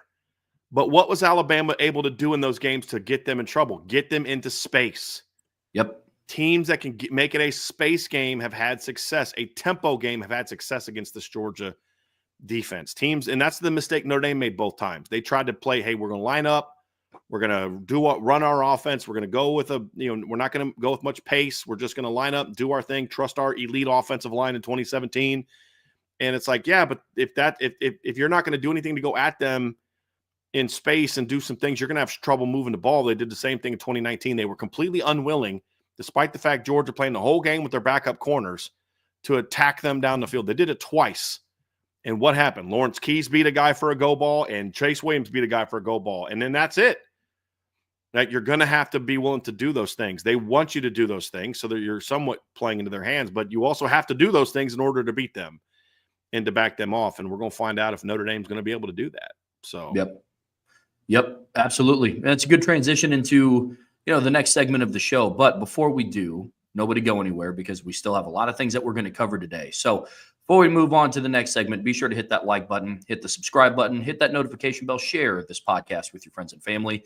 And of course, the best way to support what we do here at Irish Breakdown, make sure you go to boards.irishbreakdown.com. Sign up for the premium message board. That's where all the good content comes out, man. I mean, that's where you're seeing the film breakdowns. That's where you're seeing exclusive articles. So a lot of good stuff on there at boards.irishbreakdown.com.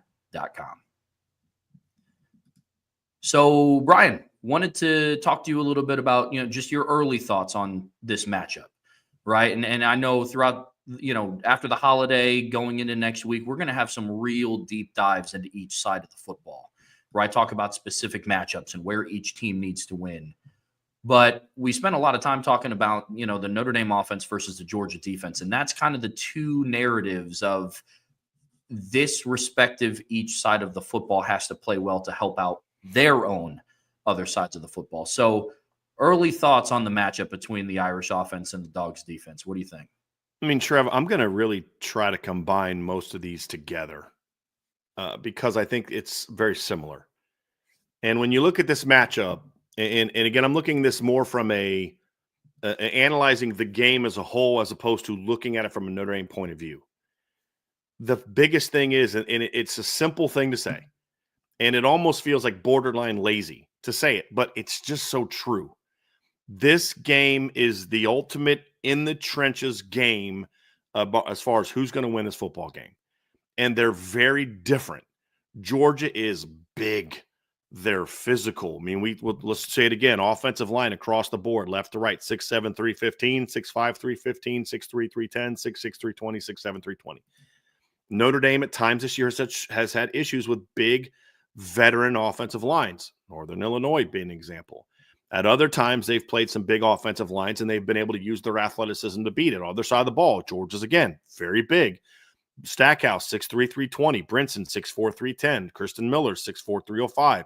Ingram Dawkins, 6'5", 280. Michael Williams, 6'5", 265. Damon Wilson, 6'4", 250. Chaz Chandler, 6'2", 250. Right? Like, this is a big physical football team in the trenches. Notre Dame is the opposite.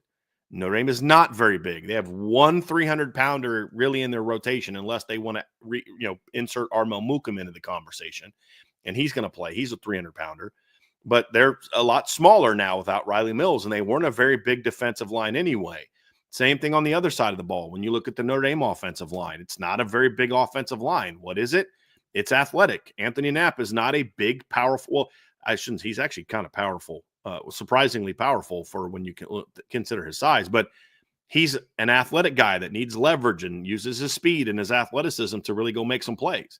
He's 6'4", 294. Emil Wagner, 6'6", 291. He's more about quickness and athleticism and length, right? You look at Billy Schrouth. He's 6'4", 6'5", 310. He's their big guy. Rocco Spindler, if he's healthy, is 6'5", 325. He's their other big guy. Pat Coogan is 6'4", 310. And he's kind of maxed out at 6'5", 310. This is not a real big Notre Dame offensive line. And on the other side of the ball, you look at Howard Cross is listed at 6'1", 288. Donovan Heinisch is listed at 6'2", 278. That's their big guys. And then, of course, you have Gabriel Ruba, who's 6'5", 316 pounds. Now, as I said, if Armo Mukum plays, he's 6'3", 302. But this is a kid that's played like 60 snaps all year.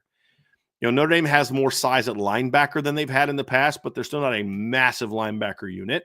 Georgia does have good size. We talked about their outside linebacker. CJ Allen, 6'1", 325. That'd be one heck of a linebacker, wouldn't it? 6'1", 235. Munden, 6'3", 235. Raylan Wilson, 6'1", 235. And Jalen Walker, 6'2", 245. This is a typical Georgia football team. Big and physical. Notre Dame is not as big in the front seven or on the offensive line. They're more about athleticism and speed. And that's the really intriguing aspect of that. Which one wins? And that's kind of how it was last week against Indiana as well. And Indiana had a big physical offensive line that had been able to move people for most of the year, and they struggled a little bit with speed and athleticism. It's kind of been the story for Georgia. And on the other side of the ball, this is a much bigger defensive line for Georgia, but Indiana was a physical defensive line as well. And Notre Dame needed to be able to, and when the two runs that Notre Dame really gashed Indiana on, both outside zones, right? Jeremiah busts his in between the tackle and tight end for 98, and Jadarian bounced his outside for 20, right? I mean, so you look at it, and that's really what it comes down to. It is going to be a trench game. And both of these teams want to win in the trenches. They both value winning in the trenches. They just do it very differently. And so the first thing you talk about, Trev, when you look at this game from a matchup standpoint, is that right there. Power versus speed, right? And it's not like Georgia's slow. It's just that they're a big physical football team. They want to play a box game. Like, they want you to play a tackle-to-tackle game. That's like playing right into their hands. And Notre Dame is going to, Notre Dame kind of wants the same thing. And honestly, even though they don't have a very big defense, where they've had struggles is teams that can really run the stretch and the quick pitches. Teams that just run right at Notre Dame so far this year have not had a lot of success doing that. And, can Georgia be the first? We'll see. We'll see. Texas A&M tried to do that, and they didn't have a ton of success doing that. And they have also a pretty big physical offensive line that ran the ball a lot more effectively this year than Georgia did. And Notre Dame held up relatively well in that game. Can they hold up? Can they use their athleticism to win? That's going to be the battle. Does power win over quickness? That's going to be on both sides of the line. Georgia's the power team. Notre Dame's the quick team in the trenches. That's the first storyline for me in this game. When I think of it, like, matchups is almost kind of like, it's like storylines, right? And that's the first one for me, is that one right there. Yeah, I agree. I mean, this game, wholeheartedly, I know we're going to talk about this in Keys to Victory. This game will be won and lost in the trenches, in my opinion, for either time. Yeah, for either side, right? If Georgia's not able to get a push on the offensive line and they can't generate a run game, and you're forcing a first-time starter in Gunnar Stockton to have to sling it all over the field against his secondary, it's not a good look. Not a good look. On the other side of the ball, if Notre Dame is able to establish a ground game, we've seen what teams do when Notre Dame's able to establish a ground game. They lose by double digits, right? So on the flip side of that coin, though, if Georgia goes into this game is able to push around a smaller Notre Dame defensive line, it's going to be a long day. Because to your point, what does that mean? Then, the linebackers are going to have to trigger more. The safeties are going to have to come down and fill. It's going to be a long game. Right on the other side of the ball, if the size is too much of an issue in pass protection and in the run game for Notre Dame, it's going to be a long day offensively. So this game will be won and lost in the trenches. And it's interesting. It's just so weird to me hearing, Notre Dame has like the quicker guy, the faster guy.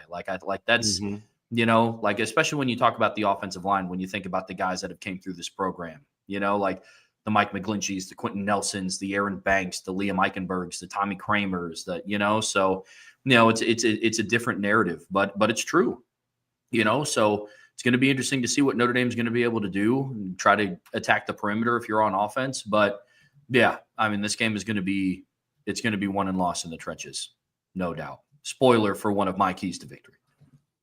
So here's another aspect of this game is going to be one of the misconceptions that we see, and I see it from some Georgia fans in the chat now. There's a lot of people that continue, and we've talked about this for weeks, to continue to underestimate Notre Dame's explosiveness on offense, especially in the run game. No, Notre Dame is not a team that's going to make a ton of big plays in the pass game. Doesn't mean they don't have playmakers out there. That's just not who they are. But there is not a team in the country, not a one, that has a more explosive backfield than Notre Dame does. A&M's fans didn't think Notre Dame could do it, and they did, right? We've been down this road how many times this year? You're not going to be able to run the ball on this team. Not be able to run the ball in USC. They're going to game plan to take away your run game. They did, and it didn't work. Well, Indiana's the best rush defense in all college football. You're not going to be able to run the ball on them, and they're going to game plan to stop your run game. Okay, Well, 98-yard touchdown run. I mean, you know what I mean? Like, we hear this all the time. We're not going to be able to run on this team. Maybe someday that becomes true. But that's going to be the key for Notre Dame is you have to find ways to use your explosiveness and your athleticism to swarm this Georgia football team. And for Georgia, you have to neutralize Notre Dame's athleticism and make it a box game and make it a power game and force Notre Dame to get sucked in. And that's when their perimeter stuff takes over. That's when their play action over the top takes over. That's when their perimeter stuff goes big. This is the same stuff that we heard in 2017. Oh, they're going to run all over Notre Dame. Same thing we heard in 2019. Oh, they're just going to, and both games are low scoring and competitive, which is exactly how I expect this game to be. But Notre Dame's going to have to. Notre Dame, this is the most athletic Notre Dame team that we have seen play against Georgia. Is that going to be enough? That's going to be an interesting question because you've got some very intriguing perimeter matchups as well, Trev. You have the Notre Dame receivers against a scuffling, not great Georgia secondary. Well, that they were able to keep Texas in check. Why? They were able to pressure the quarterback. And then, of course, their quarterback missed some big play opportunities in that game where he had some guys open. Can Notre Dame make those plays in the pass game with a receiving core that has not been lighting the world on fire this season? Right. And then on the other side of the ball, you have a receiving core that's got talent and speed, but hasn't really played great football this year against what has been a really good Notre Dame secondary.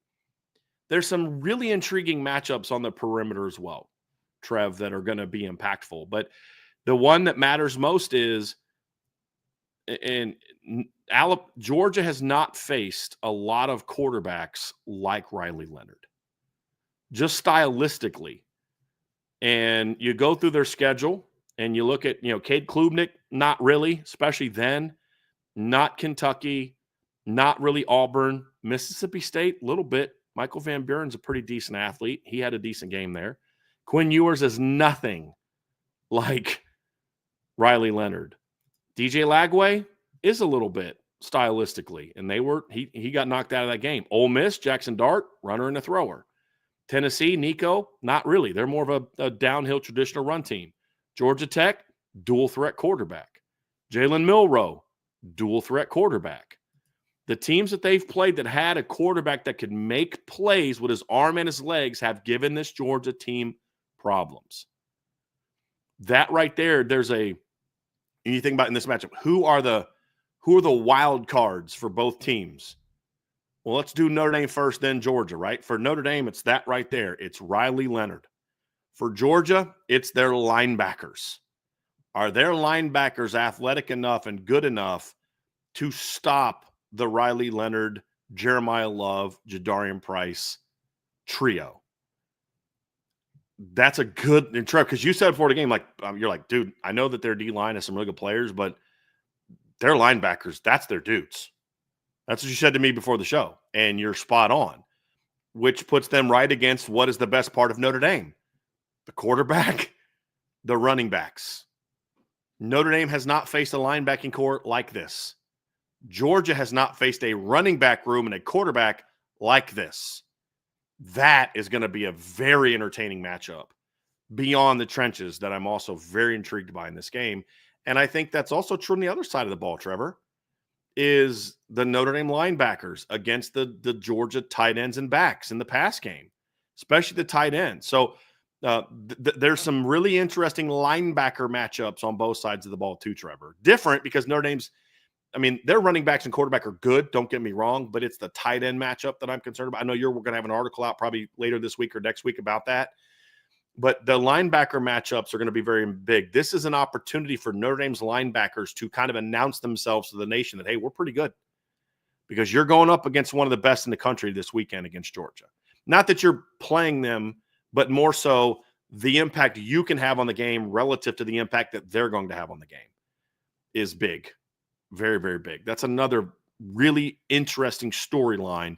Which linebacking core can have the biggest impact in the game? When I'm talking like the off-ball linebackers, not like Michael Williams and those kind of Chaz Chambliss. To me, they're more like Josh Burnham and Junior Tilamaka. They're edge players more so than off-ball linebackers. I'm talking about the guys that are the C.J. Allen and Jalen Walker, Smell Munden, Raylan Wilson, and then for Notre Dame, Drake Bowen and Jack Kaiser, Jaden Alsbury, and Jalen Sneed. That's the one I'm looking forward to seeing how those play out, Trev. Yeah, it's interesting. There's a lot of parallels with this game, right? Like matchups on each side of the ball, but they're different. I mean, it to me, it comes down to what's going to win the day.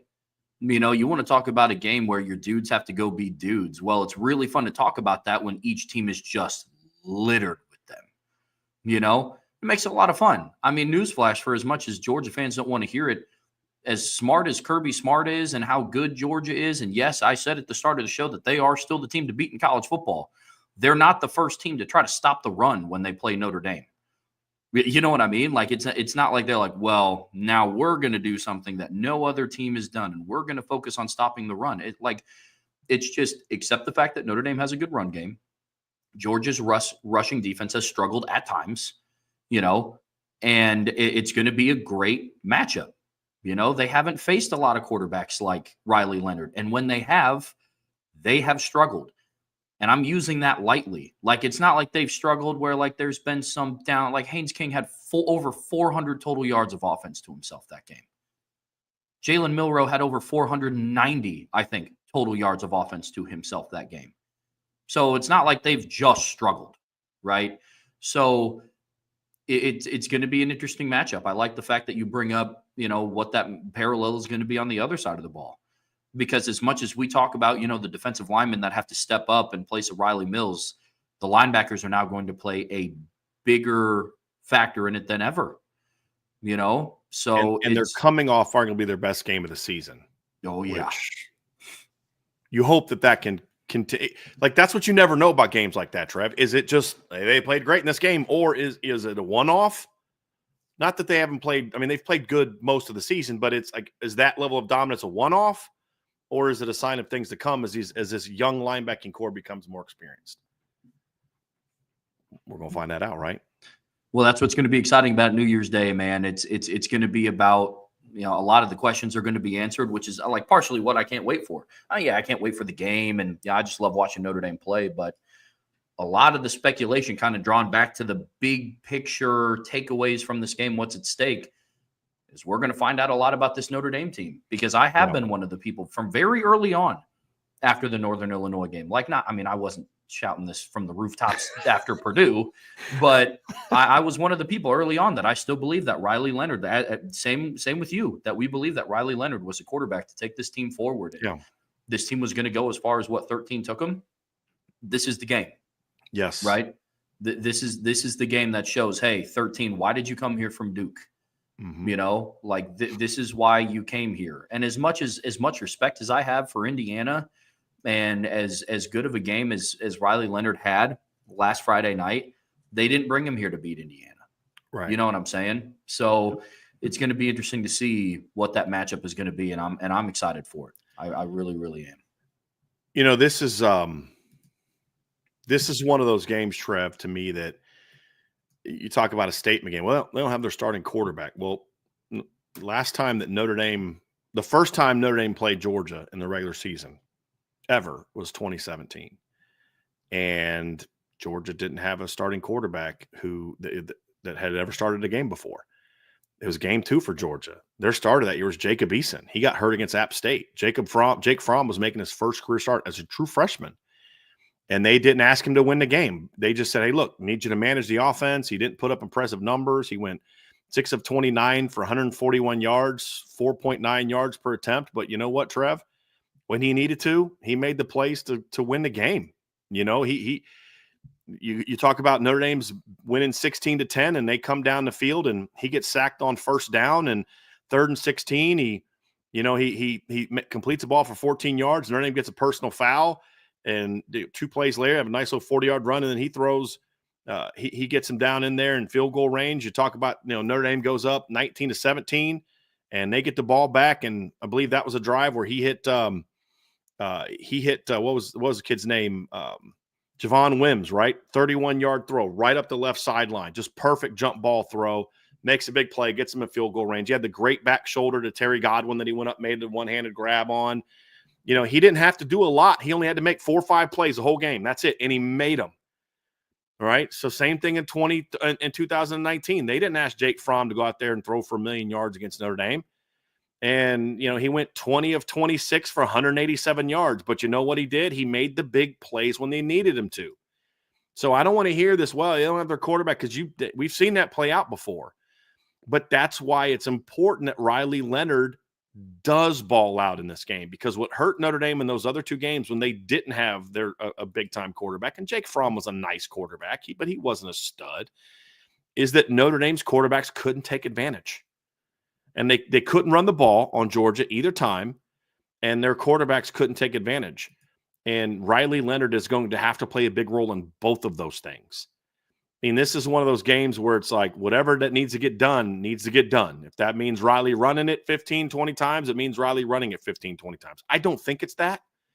I think it's more about finding some ways for him to get some big plays in the running game, but he's going to have to make some plays with his arm. This is like ultimately trenches and all this other kind of things. All that stuff's important. But if all those things are kind of a draw, then it comes down to, is it number 13 or number 14 going to make the biggest plays in the game? And that's where Notre Dame's not had quarterbacks could do. Look, here's the deal about the last two times that Notre Dame and Georgia played. All right? So whatever you want to say about the game, here's what I know for a fact is Notre Dame took over that game in Georgia down 20-19.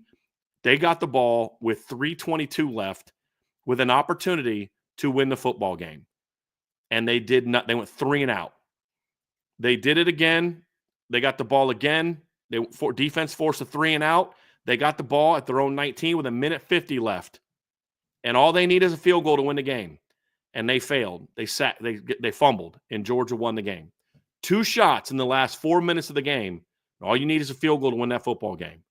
The next time they played in Athens, Notre Dame got the ball on the final drive of the game at their own 48-yard line with 1:51 left.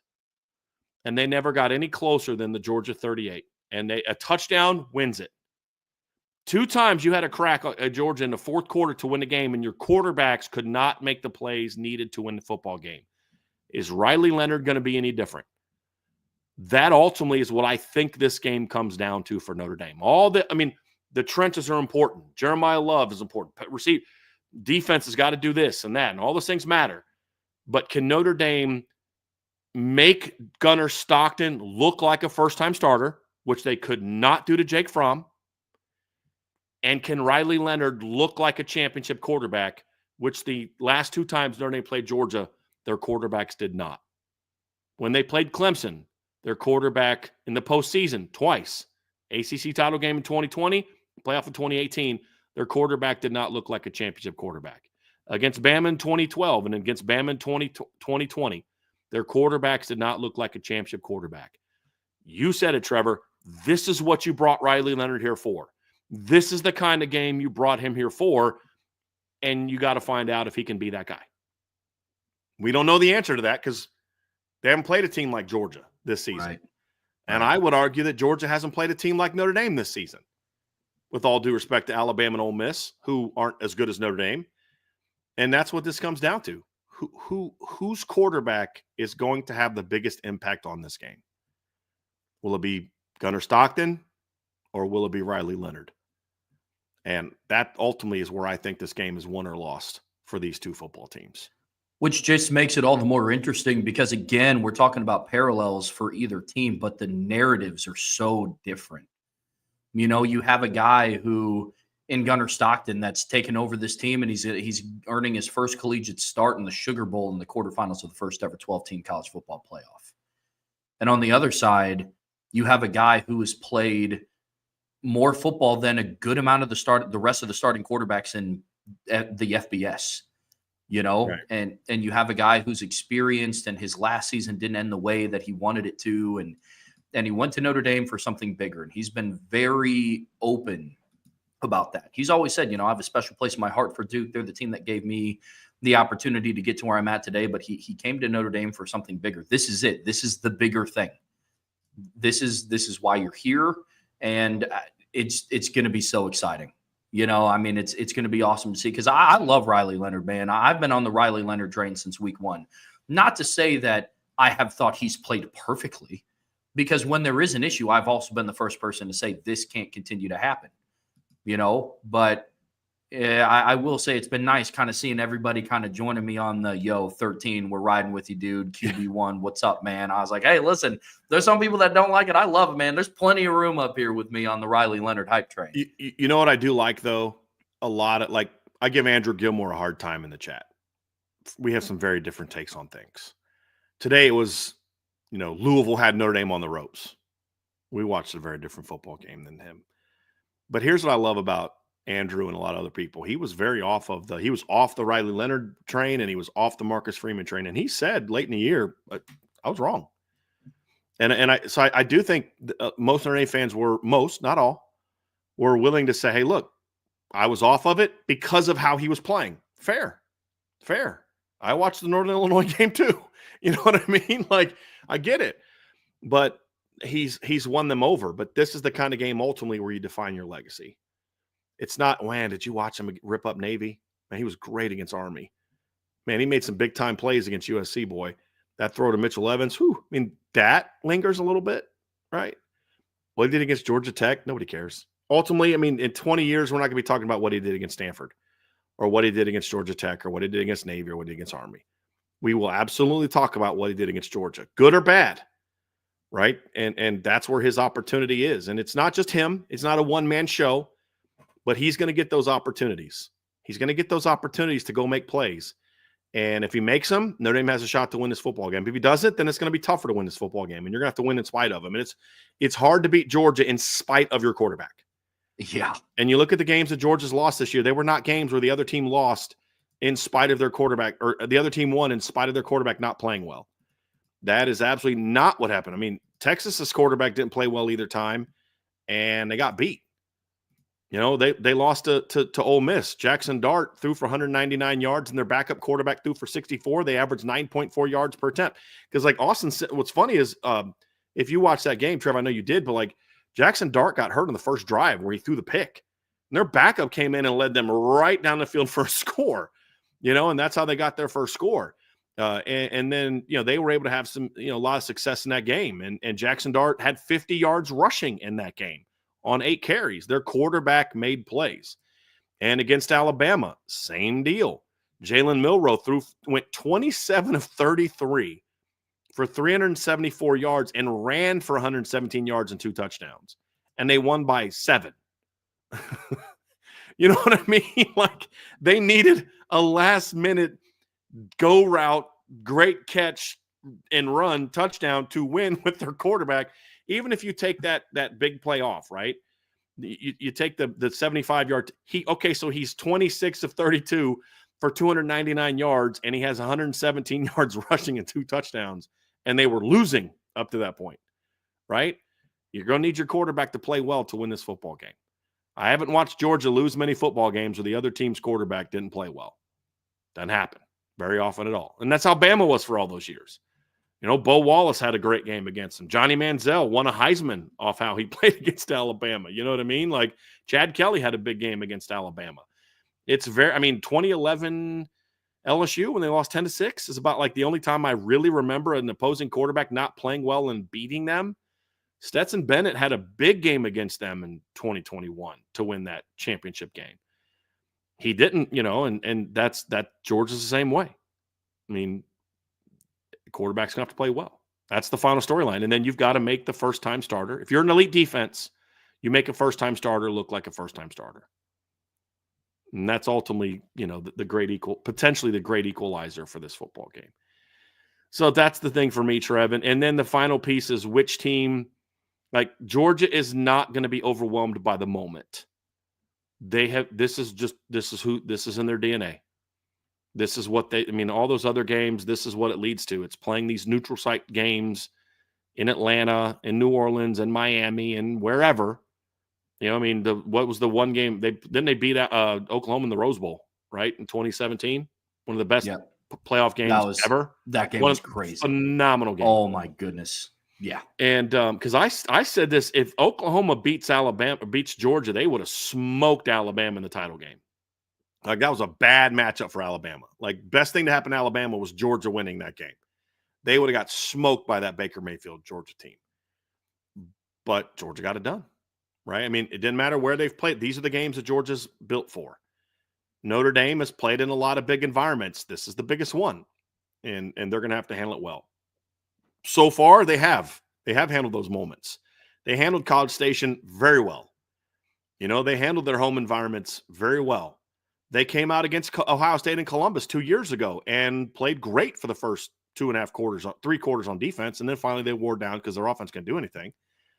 But they weren't overwhelmed by the moment. That also needs to be true here. Yeah, Georgia will not be overwhelmed by the moment. Totally. No, 100%. I mean, I kind of go back through and I look at what Notre Dame has done this season. And I think it has boded well in their favor that they've been playing in elimination games since September 7th, right? Like you see it. I mean, against IU, that was not an ideal start for Notre Dame's offense, right? I mean, on your second play of the game as an offense, you tip ball interception. Nobody flinched. Nobody flinched. I do also think that it helps Notre Dame, and this is part of the good reason for playing playing at Notre Dame, is you have a team full of guys that are not shy about playing in the pageantry moments, right? Like go back through and think about some of the kids on this team where they've played. They've played in the Horseshoe. They've played primetime in their own stadium against Ohio State. They played at Kyle Field. They played in Mercedes-Benz Stadium this year. They played at Yankee Stadium this year. They played at MetLife Stadium this year. All of these places that not a lot of other teams get experience in. For me, to your point, it's going to be the moment. I don't think the stadium is going to overwhelm them to an opponent. I don't even think the opponent is going to. Just by the way that this Notre Dame team prepares, I don't think this is going to be oh gosh, man, we're playing Georgia. I don't think this team is built this way. Right. But I do think the one thing that it could be is the magnitude of the game itself. Right. It's not going to be the stadium. It's not going to be because they're playing in the, in what is it? The Caesars Sportsbook Superdome. Superdome. Yeah. Yeah. It's the Superdome. That's you can call it whatever the heck. It's the freaking Superdome. Just like it's the Red River Shootout. I don't care what they PC name. It's the Red River Shootout. It's it's Darrell K. Royal. But yeah, to your point, Trevor, they've played in a lot of great environments, but the magnitude of those games were not what this was. I don't think it's going to be an issue. I'm not predicting it being an issue, but if it is, then that's where in games like this, where this is I don't know if a lot of Georgia fans realize this is 2 really good football teams. I think Notre Dame fans recognize this is 2 really good football teams. Those are the type of things that really can impact the outcome. Who handles the moment the best? Who handles the environment? There's going to be probably more Georgia fans in the stands than Notre Dame fans, probably. And Georgia fans aren't selling to Notre Dame fans. Notre Dame fans will sell to Georgia fans. I mean, that's just the reality of it, right? But the trench battles are going to be important. Whose quarterback plays the best is going to be important. But that final piece, Trev, like you said, is who is more prepared to handle the magnitude of this game the best. I don't think Georgia necessarily handled that real well in the SEC title game. It's just that neither did Texas. Right? So no, you got to hope that Notre Dame is able to handle it well. And because that's the thing is you can't fall behind this football team. You got to come out and start well. Either keep up with them or jump on them. Either way. Because like I said, we talk about there aren't many teams that can say we've played on the stages that Notre Dame has played and we've been fine. There aren't many teams that can do that. Georgia's one of them. They're absolutely one of them. They've played in Tuscaloosa. They've played in Oxford. They've played in the SEC championship game. They've played this team. There are players on this team that played in the national championship game, right? I mean, this is the moment won't be too big. So now it comes down to, as long as it's not too big for you, now it comes down to, okay, who's going to execute the best? Who's going to play the cleanest? Who's going to be the most physical? Who's going to be the most opportunistic? And look at Clemson and Notre Dame in 18. That was a dogfight for the first 25 minutes of the game, 20 minutes of the game. And then Notre Dame lost their star cornerback, and Clemson took advantage. That little 5-minute stretch with Julian Love out, it went from a 3-3 game to a 20-3 game like that. 24-3 game like that. Opportunistic. You had your moment, you seized it. Notre Dame had that opportunity early against Georgia in 2019 when they were already missing Cleveland at corner, and then Eric Stokes got hurt first drive of the game. Notre Dame had an opportunity right there to go right at Georgia, and they failed to do it. And then Georgia kind of stayed in it and eventually came back, won that football game. Notre Dame can't allow that to happen in this game. 100%. Take advantage of opportunities. You know, I mean, I can't tell you. There have been some moments where watching Notre Dame play this year, and it's like, hey, now's your opportunity to go and put this game away.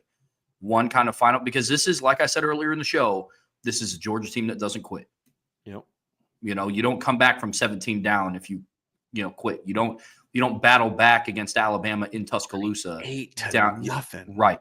You don't battle back from that if you just kind of lay down whenever a team gets the head up on you. They came back in the SEC championship game with a backup quarterback, you know? And so when Notre Dame has the opportunity to put the hypothetical nail in the coffin, they have to take advantage of it, right? Because that was kind of the thing that, you know, against USC, the offense wasn't able to do it. You know, they had, 2 drives between the last drive and the third quarter and their only offensive possession in the fourth. Then both were 3 and outs. You know, the thing that put that away was the defense. And I don't know if you can bank on back-to-back pick sixes against Georgia in the Sugar Bowl to put this game away. So, you know, above all else, the offense taking the pressure off of the defense. When they have opportunities, they have to capitalize if they're going to want to put this game away. Because you could make the argument that when you're playing a team like Georgia, the game is never put away until it's over. Yeah. You know what I mean? I mean, it was they scored 21 points in the fourth quarter against Georgia Tech to force overtime, not to win in regulation, to force overtime. Right. So the game's never over until it's over against Georgia. Yeah. You know what I mean? But they had refs helped them. Okay. Have we watched a lot of games where we felt the officiating was pro Notre Dame? No.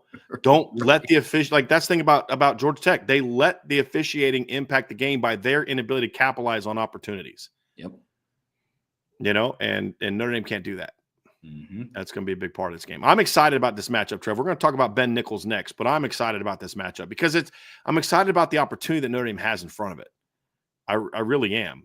I really am. And this is the first time in a long time where I really felt like Notre Dame doesn't need all the breaks to go their way to be able to win a game like this. They have to play well, don't get me wrong, but they don't need if they can force 3 turnovers and maybe do some things we haven't seen them do all year, you know, they might have a shot to win this game, which is kind of like what it was playing Bama in 2020.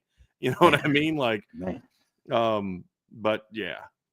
Yeah, this is a different type of matchup for Notre Dame. Doesn't mean that they're going to win. It just means that this is the first time where I felt like, hey, you just play your game. And I think you're the better team. Now they got to go prove it. 100%, man. It's going to come down to executing in the moment, the magnitude of the game not being too big. But I love it. I love the fact that Notre Dame's here. Yep. You know, because if you would have asked me on September 8th, on Sunday morning, if you would have asked me if this is where we were going to be, I would have probably laughed at you. But, you know, this is it's almost like storybook. You know what I mean? Like you got this team that's overcoming all these injuries and an exciting head coach going into his 3rd year. And, you know, he said something in the Here Come the Irish documentary that I kind of like. He was like, we're just kind of like this band of misfits that nobody thinks that we should be here, but here we are. And now they're one of the final 8 teams in the country playing in contention for a national championship. So all storylines considered, it makes it a lot of fun, man. And I can't preaching that too. Nobody thinks we belong here. I loved it when Georgia was, because remember early last week, Notre Dame was favored, in the early looks it was 1.5, 2.5. And then after the games, Georgia goes up and they're now 2.5. And I'm like, thank God. I wanted to all be about Notre Dame, you know, ESPN. I had my rant the other day and I'm like, but keep that same energy about how, you know, Notre Dame's not really impressive. They beat a team that didn't belong there anyway. Yeah. You know, they only won by 10. Keep that energy. Please bring it. Keep that energy. Keep fueling it. Because as we've said a lot of times, Trevor, this team plays a lot better when they're pissed off. This team plays a lot better when they feel they're being disrespected. Oh, hey, Notre Dame players, all your fans think you suck. Just we don't. But just, you know, keep thinking that so you keep playing pissed off. I don't care what it is to get you to play pissed off, but play pissed off. Right. You know what I mean? It's oh yeah, 100%. Yeah. I mean, it feels some type of way that that the Lions put out a team with their backup quarterback in his first collegiate start is now favored to win. Yeah. Please do that. Thank you. You know what I mean? Whatever, man. Good for you Yeah. guys. Hey, Very guys, happy about that. Yes. Oh. Okay, cool. They're favored to lose. Awesome. Awesome. That's excellent. We want that. We want that. Yep. I gotta think that I don't know if Marcus Freeman looks at those things, but I gotta think that if he does, he was kind of like, okay, this. Phew. They're picking Georgia. You know what I mean? They're favored to beat Georgia. There might be a little something in the back of his head. It's like, yeah, all right, thank goodness. Yeah. Like in game day is going to be, at noon. It's going to be over early in the morning. They're going to have all made their picks. All the Notre Dame players are going to watch them all pick Georgia, except maybe one rando will pick Notre Dame.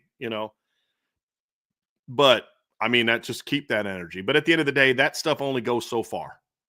And then it comes down to execution, consistency, doing your job, and the best team is going to win. Like the team that prepared the best and executes the best is going to win the football game. And that's what ultimately, Trevor, what it comes down to.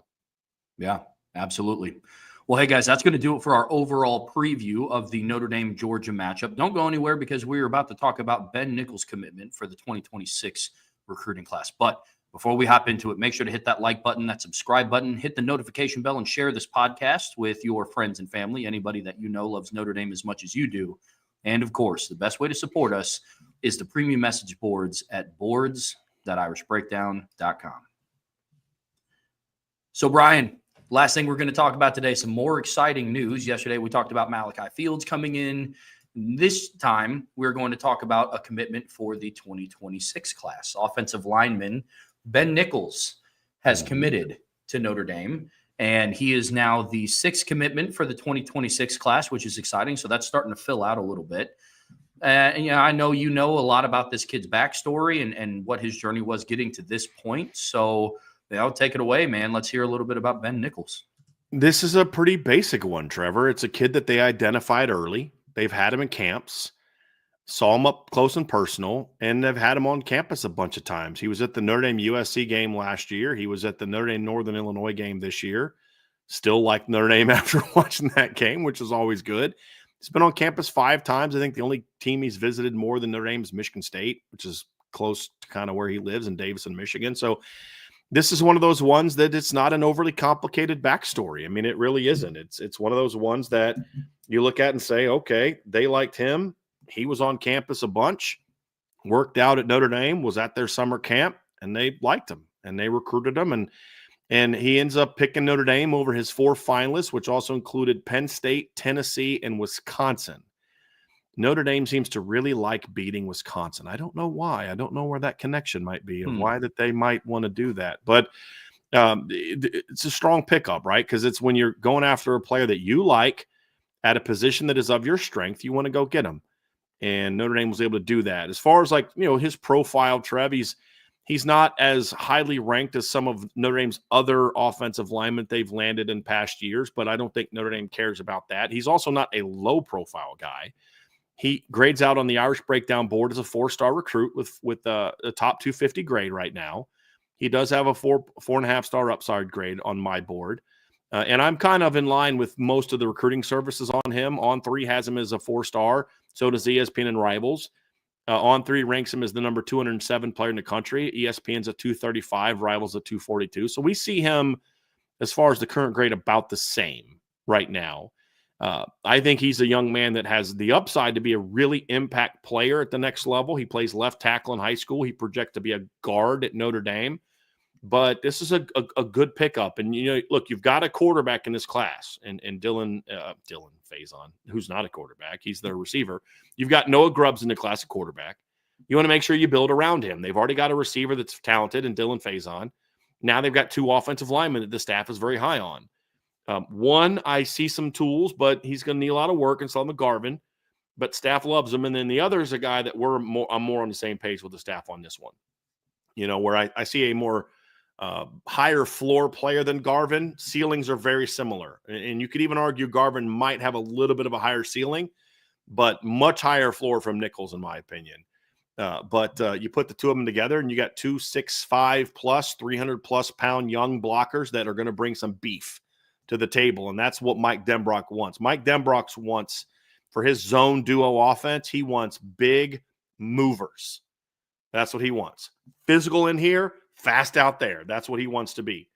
And doesn't mean he wants slow plotters. And this kid is not a slow plotter, but he wants guys that can move people. That's what you want if you're going to run inside zone, duo, and counter, and the things that Notre Dame does. So it's one of the more easy, non-complicated backstories that we're going to have for recruit Trevor in this one. It's just they liked him early, got him on campus a bunch of times, recruited their butts off. Joe Rudolph did a great job on this one, and now he's in the class, and they now have a second offensive lineman in the class, 4 total offensive players. It's a good place to be. Yeah, no, absolutely. I mean, it's the recruiting story that you want to hear, not a whole lot of drama. The staff did a good job of getting him onto campus multiple times. Then he looks like a good player. I agree with you on his floor being higher than Sullivan Garvin's. The thing that jumps off the page with me with Ben Nichols is he's very physical, which fits right into what Denbrock is going to want to do with his interior offensive lineman. I mean, he's very quick off the ball. Very quick off the ball, which I like. He loves to finish blocks. He's a really tenacious blocker. And I only watched his sophomore highlights because that's what I found on his like 247 recruiting page. I haven't even watched like junior or senior year highlights or anything like that. But yeah, he's a kid that like he's going to take a little bit of like I don't know what the word like shaping, like getting into that like college level shape, Which most 315-pound juniors in high school have that. Right. Same thing. He's a typical northern, Midwestern country boy type of body type, right? Broad shoulders, big hips, big butt, big thighs, big feet, big hands. You're going to need a little bit of reconditioning, not as much as Garvin, in my opinion, but going to need some reconditioning. But boy, he's going to be a 320, 325-pound kid. So Sullivan Garvin. And, you're going to see a line that the way that with Will Black and Owen Strebig and Peter Jones and guys like that they've recruited in recent years, even Styles Prescott, who I think is going to fill out a lot. And then, of course, these 2 kids, you're going to have a lot more 315-plus pound guys in your starting lineup in the next 4 or 5 years. Gerby Lambert, obviously, is already 320. Charles Jagasol is 330. So Notre Dame, and not a lot of those guys are stiffs, Trevor. You know what I mean? Right. It's not like they're recruiting guys with bad feet and that – but they are looking to get bigger up front. It's very obvious that that's one thing that Joe Rudolph wants to do. He tackle, he wants length, but some size. Matty Augustine and Will Black, when they first signed him, you're like, well, Matty Augustine was like really thin. Now he's 290 plus, and he's going to fill out. He's going to be 305, 310, and that's their smallest guy. When you look at what they've landed in the last couple of years, him and Styles Prescott. The only other, one of their smallest guys, the smallest guy they had is Anthony Knapp, who we've seen as a pretty, but what does Anthony Knapp always have? The one thing we always compliment Anthony Knapp on, he's a powerful kid. Yeah. And not just for his size, he's just a powerful kid, period, which allows him to be able to hold up at 290 pounds for Notre Dame. So, but with this last couple classes, last year's class with Will Black, Owen Strebig, Matty Augustine, and now that was a tackle-oriented class. Now, this is clearly going to be a more interior-oriented class. Have some thoughts on that later. They're getting some beef. I mean, Matty Augustine. Actually, this Ben Nichols is probably the shortest. Actually, let me see that picture of there was a picture that Sullivan Garvin tweeted out standing next to Ben Nichols. It looks like they're similar in height. I kind of feel like in this picture, Trev, that Nichols is standing straight up and Garvin's leaning down. So maybe Garvin's a tad taller. They're similar. They're both 6'5". So they're getting some big kids. And that's clearly a point of emphasis for Joe Rudolph of what he's trying to build. And you got to think about it, with the running backs they're recruiting. If you have an offensive line made up of a bunch of 320 plus pounders, you start getting a little excited about that. You know what I mean? Oh, yeah. I mean, they're putting together such a good offensive line class, like just kind of year over year, that I guarantee you and I are going to be sitting in a show in 2026 talking about, man, could you imagine if Jeremiah Love ran behind this offensive line? You know what I mean? Like it's going to be one of those, but they're building out some really good things, man. And you can see kind of the vision long-term of what Mike Denbrock wants this offensive makeup to kind of look like. Right. And so, it's promising. And I think that a guy like Ben Nichols fits right in that mold. I do. Right. So you look at the class impact. This is your second pure interior player, in my opinion. The way that Joe Rudolph recruits, he kind of recruits tackles and insides, but he always tries to find at least one every couple of years, a true center. That's why they went after Cam Herron last year. I don't know that there's a guy that they view as a pure center in this class, but they are recruiting more interior oriented guys right now. And then there's a couple tackles that they like as well. And as we kind of do our, look into our what's next, we're going to break down some film here in a few, but just want to kind of move the what's next up here, because now that you've got the two guards, Gregory Patrick's another kid that they're looking at who's more of an interior guy. Maybe one of these, I actually think Ben Nichols could potentially, Nichols or Garvin, one of those, depending on how their strength program goes, could maybe develop the agility to be a right tackle. They're more interior guys, I believe. However, right now, without projecting some improvement in those areas, they're both interior guys. Gregory Patrick could potentially be that center type of prospect. 6'4", 285. He's a pretty good high school tackle as well. After that, it's going to be focusing on tackles. I think Tyler Merrill is a guy that the staff likes a lot. I think he could be a right tackle at the next level as well. And then, of course, there's a couple other players on the board that are still kind of in the infancy stages that are more tackle type. So I think there are some tackles on the board. But, Gregory Patrick, Tyler Merrill are sort of the next two guys that this staff really likes. And I think Merrill, could also be a guard if that gets him on the field the fastest. But I think he's also a guy that I could see playing some right tackle for Notre Dame down the road also, so if they're able to get him. And, right now they're in a dogfight with Penn State. And I'm saying that again.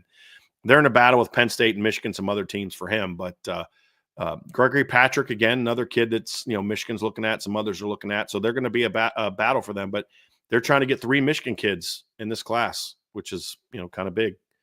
So get them big old Northern boys, right? I mean, these are the kind of linemen that Michigan has been recruiting that allowed them to go win back-to-back Joe Moore awards, right? 6'5", 315 to 325. Not elite athletes, but athletic enough to be movers. And that's what Notre Dame is trying to build with their offensive line, especially on the inside. They want more athleticism on the outside for sure. So, but inside, the movement is key. You've got to be able to move, but you moving people is the number one requirement for what they're looking for interior players. And Ben Nichols fits that. And we'll see that when we get to the film as well. But that's kind of the backstory, the class impact, Trev, of landing Ben Nichols. So good, you want to get the guys you want, right? I mean, that's the key. We could discuss, okay, should they have targeted this guy or that guy? Those are all fair conversation to have. This is a kid that as soon as they were on him, I watched the film and said, okay, yeah, I dig it. Let's go get him. You know what I mean? And they did. And Joe Rudolph got it done. And another notch in the recruiting belt for Joe Rudolph. So let's get into the film, Trev, and we're going to break down Ben Nichols' game. And the first thing you're going to see here, he's playing left tackle. First thing you're going to see, Trev, is a big kid that plays physical football. Game film shows a kid that is a little bit needs some consistency from a motor standpoint, but when he's on, he is a punishing young football player. And that's what his whole highlight is about physicality. He has a lot of that stuff. A lot of those just knockdown type of blocks, physical kind of blocks. I think right here, this play also shows a little bit why he's a guard. I think he's very quick out of his stance, Trevor. He comes vertically really well, which you saw in the last play. He can get those reach steps, but he's not a guy. You get past the second or third step, you see some of that tightness, right? You see some of that ankle tightness. You see a little bit of that hip tightness, and you say, that's not a guy I want pass setting against Michael Williams and Jalen Walker and Damon Wilson and teams like that. But inside, I think he absolutely has the agility and quickness. Like this, athletically, vertically, I see a pretty good athlete, an explosive vertical athlete that can really punish people, and you can see him locked on, playing through the whistle, loses his leverage a little bit, but when you're driving a guy 30 yards, you're eventually going to lose your I was pace. about to say, yeah. Yeah. I mean, you see that nice little knee bend right there, Trev. He comes off. Look at that. Watch the knees. Nice little knee bend. He's not lifting his butt up, right? Nice knee bend, drives into the guy, delivers a punch, goes back at him. Play's not over yet, so I got to go back at this guy. I love that finish. I love that initial burst off the line. He's a really good guy off the ball vertically. Here's another good example that we're talking about, Trev. Look at that. This guy tries to go right underneath him, and look what he does. He gets low and just buries the guy, right? Doesn't let him. And look, like a lot of guys that are less athletic here, Trev, this play is a great example. When these little short high school linemen go underneath them, they just kind of fall on them because they're not athletic enough to get low and drive their feet. Watch this, Trev. Watch him engage and that guy's rolls him but he drives his feet through that contact. That's an example that shows me this kid's got some knee bend and this kid's got some vertical athleticism that I really like. Yeah, I mean, he's going to be a great fit on the interior. I mean, obviously, you guys all see it. The thing that pops off the charts for me is just how quickly this kid gets off the ball and continues to go. Like there have been some plays where like the motor's a little bit inconsistent, but for the most part, granted, albeit this is like a highlight film, so I get it. But, I mean, he goes and continues to go because there have been some high school linemen that get off the ball relatively quickly, and then it's just kind of they fire off, and then they're just here. You know what I mean? Then they just kind of stick. And this kid continued. He has really good leg drive. He's quick off the ball, and he is very strong. I mean, like he doesn't let defenders get into his chest too much. He plays with good length. You know, good leg drive. I mean, this is fun. He doesn't hit guys and take them immediately down either, Trevor. And that's something that can happen with powerful players that can't bend, is they tend to hit guys high and they go straight down. But because he has some nice bend, he gets underneath guys and he drives them off and doesn't just immediately flatten them, that's opening up run lanes. When you just come off the line and just punish a guy and put him on the ground, you're now in the run lane. Here, this kid drives people off the line and gets that kind of movement. To your point, Trev, I mean, you can see it. You can see it. Like, that's right there why he's a guard. Yeah. Right? You see that hip tightness. Look how tight he is in the hips. That's why you don't want him playing in space, trying to block. Notre Dame's going to play Georgia. You don't want him in space against Michael Williams and guys like that. You want him playing in tight quarters, and that's a perfect example because that's where he is a little bit limited, is that kind of stuff right there.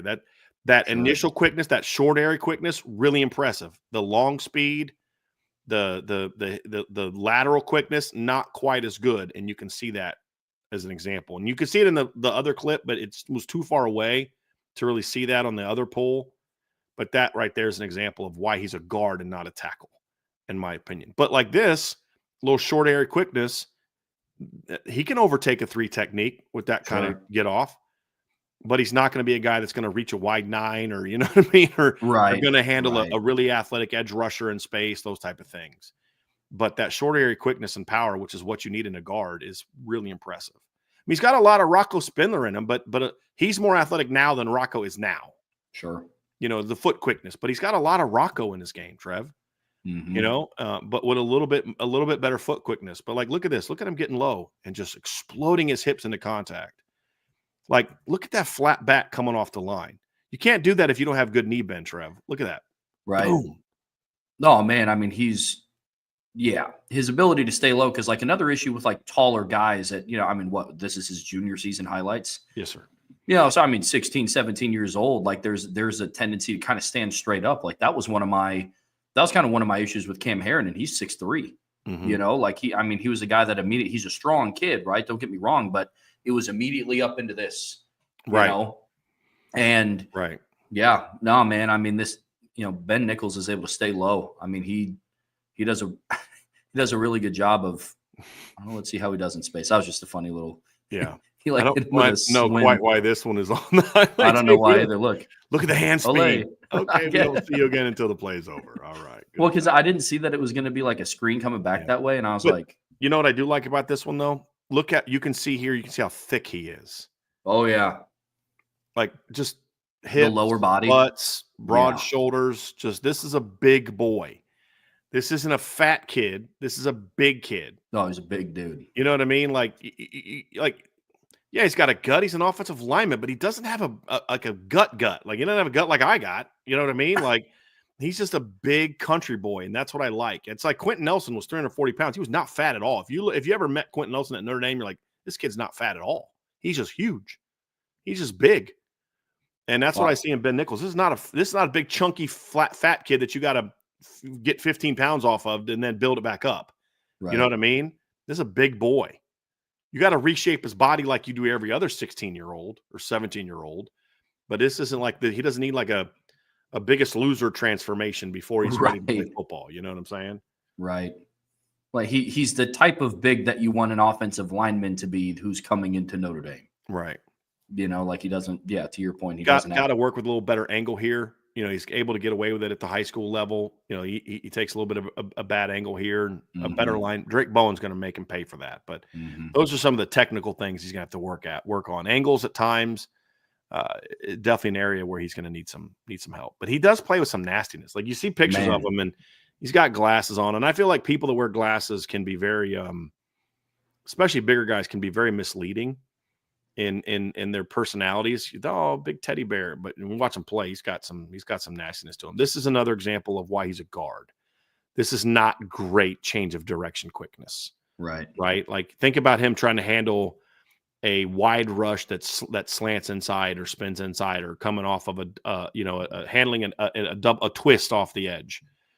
That agility side to side is not great.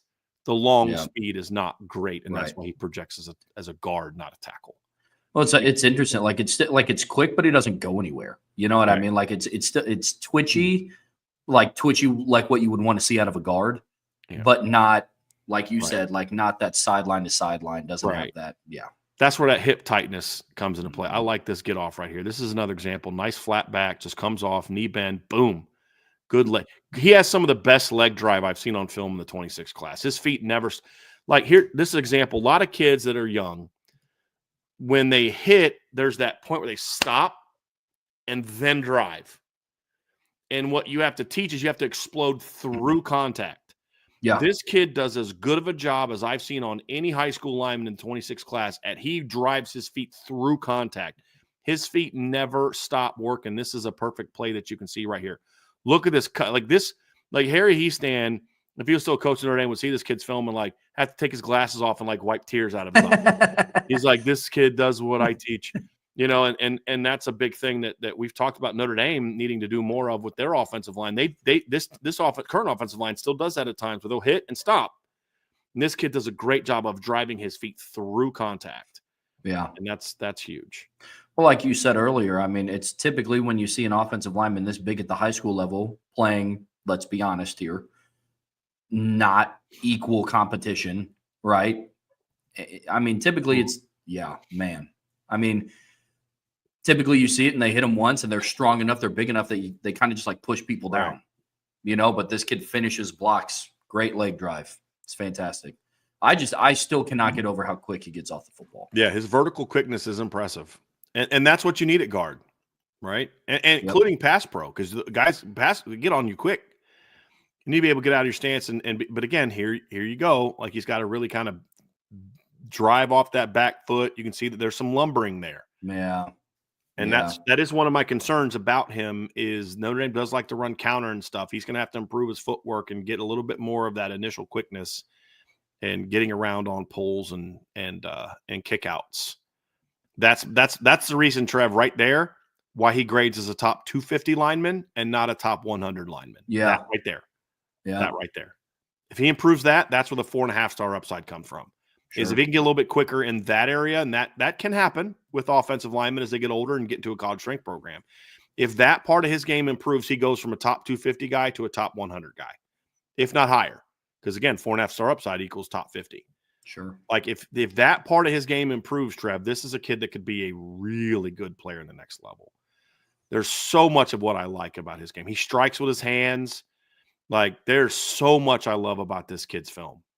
He just has to improve that part right there. Honestly, that's the only thing that I really see lacking is that lateral agility, that long speed, things like that. Like coming off the line vertically, he's impressive. When he has to retreat, like you see here, he looks a lot less impressive, right? Real tight. You see that hip tightness come into play, and that's where he's going to have to get better, in my opinion.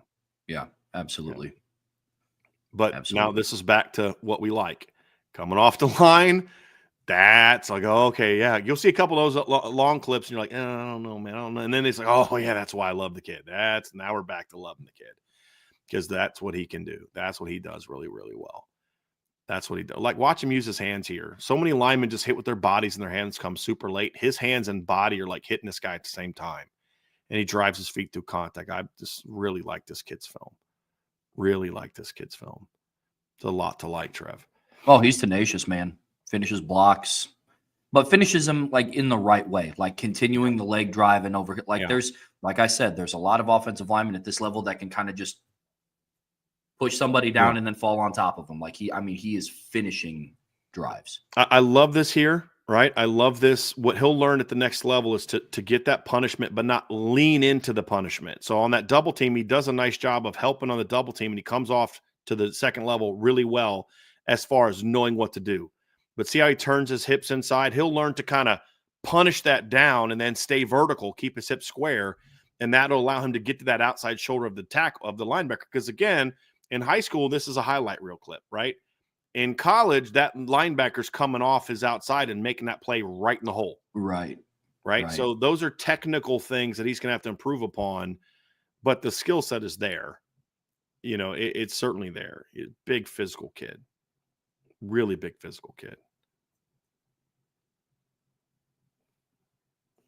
Yeah, he's not great in space. He's not great in space. And again, that's one of those things that keeps him from being a tackle, number one, right, at the next level, and keeps him from being a top 100 guy. There's a lot about his game that's top 100 caliber. And he's not far away on my point system from being a top 150 guy, Trev. But it's that lateral quickness. And then I just don't see a lot of pass pro from him on film. Like his high school, they throw the ball a little bit, but it's quick game. It's moving the pocket. It's stuff like that. Not a ton of that I've seen a ton of drop back and throw it a million times, right? And when they do, you see some of that, right? Yeah, physical, but slow feet in space. Yeah, slow feet and just things that, you know, won't be able to do at the collegiate level. Like you can't be focusing on getting a pancake in pass pro. Like, you know what I mean? Yeah. Like, nice working inside here. He knows where the ball is going. He's got to seal off that inside gap. Nice job working his feet, working his butt around to seal that guy off. Really nice job there. Really nice job there against a bigger kid too. Stay on that block. Like that's something I hate when linemen do that. Don't throw that guy because then you're going to throw him into the ball carrier. Stay on him. Stay engaged. Stay engaged. Stay engaged. Stay engaged. He throws the guy into the line, into the running back. Watch. Yeah. Throws him into the running back. No, that's not how you want to finish. But I love the mindset. He'll learn. He'll learn that stuff. I love the mindset, the punishing mindset that he has. He also does a really good job of keeping his hands inside. Yeah. You know, like especially when he's trying to work back and angle back in, turn his backside to the alley. I mean, he does a good job of not like kind of grabbing around the outside. I mean, we see some Notre Dame offensive linemen have issues with that today. Right. You know, so does a really good job of keeping his hands inside too. Yep.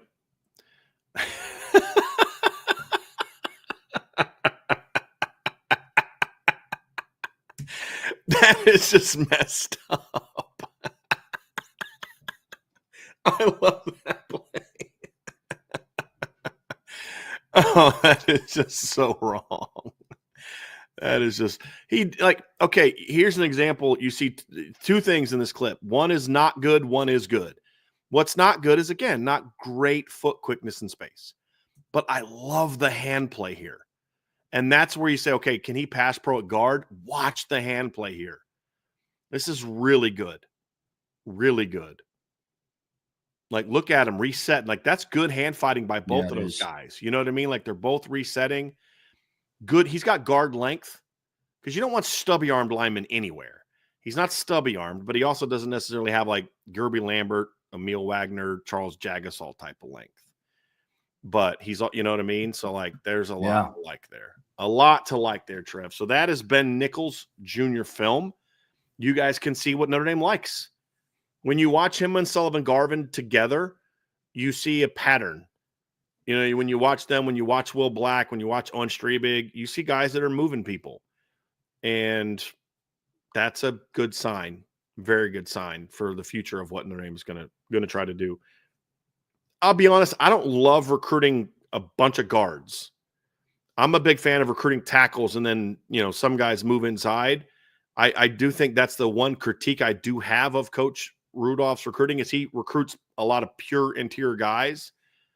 That'd be my only complaint overall of recruiting is that right there. But if you're talking about you need to recruit guys, somebody's got to play guard. And this is the kind of kid that either as a guard or a center could be that guy. And you need that. And he fits that.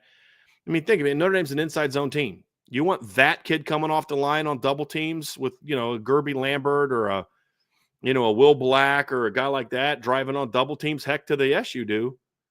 You absolutely do.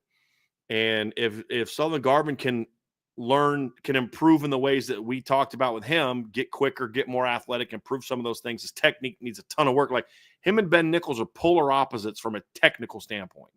Ben Nichols is really advanced technically in a lot of ways in the run game. Sullivan Garvin needs a lot of work. But one thing they have in common, they're big and they're physical.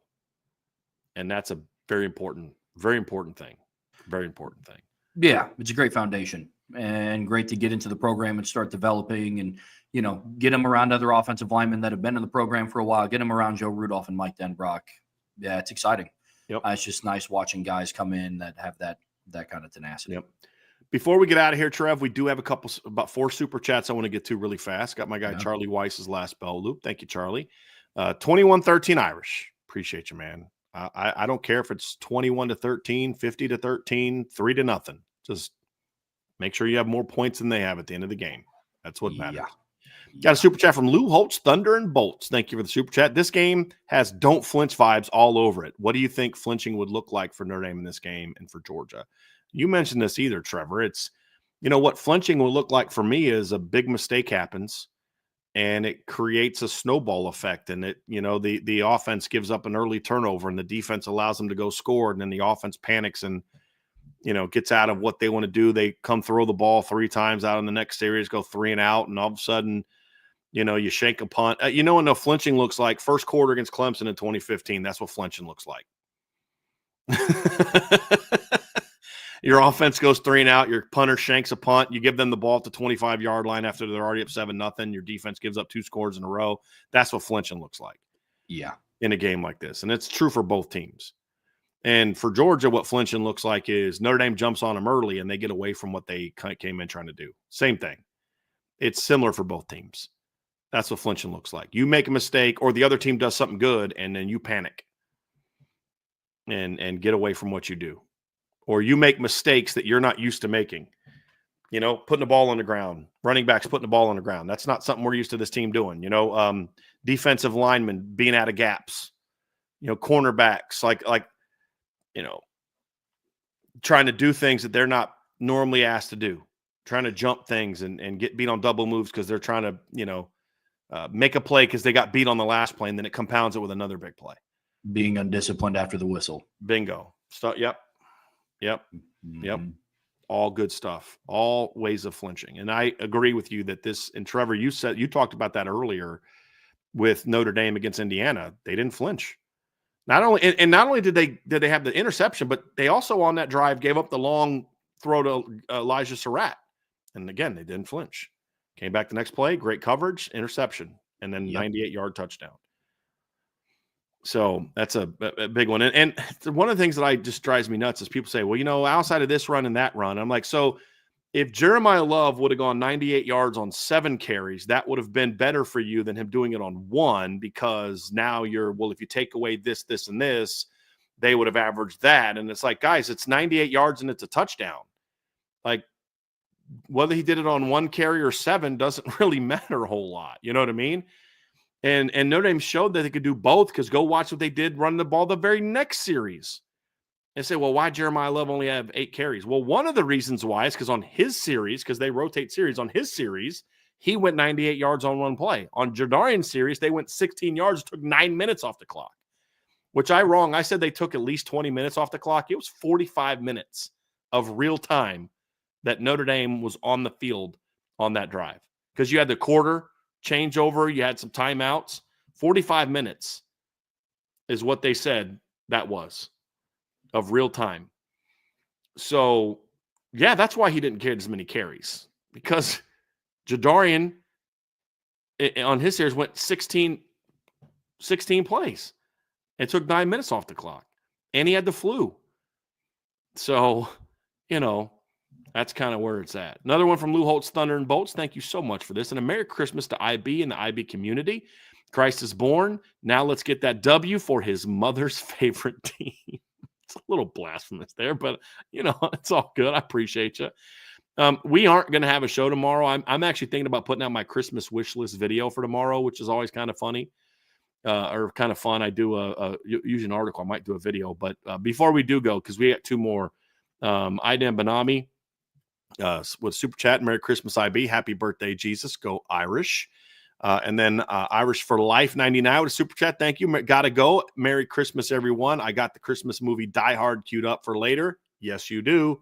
It's not Christmas until Hans falls from Nakatomi Tower. I had a very disappointing conversation with my wife the other day, Trevor, that then turned into a good conversation. So 2 strikes against my wife that I'm glad I didn't know this before we got married. She doesn't like A Christmas Story, which I find to be blasphemous, very blasphemous.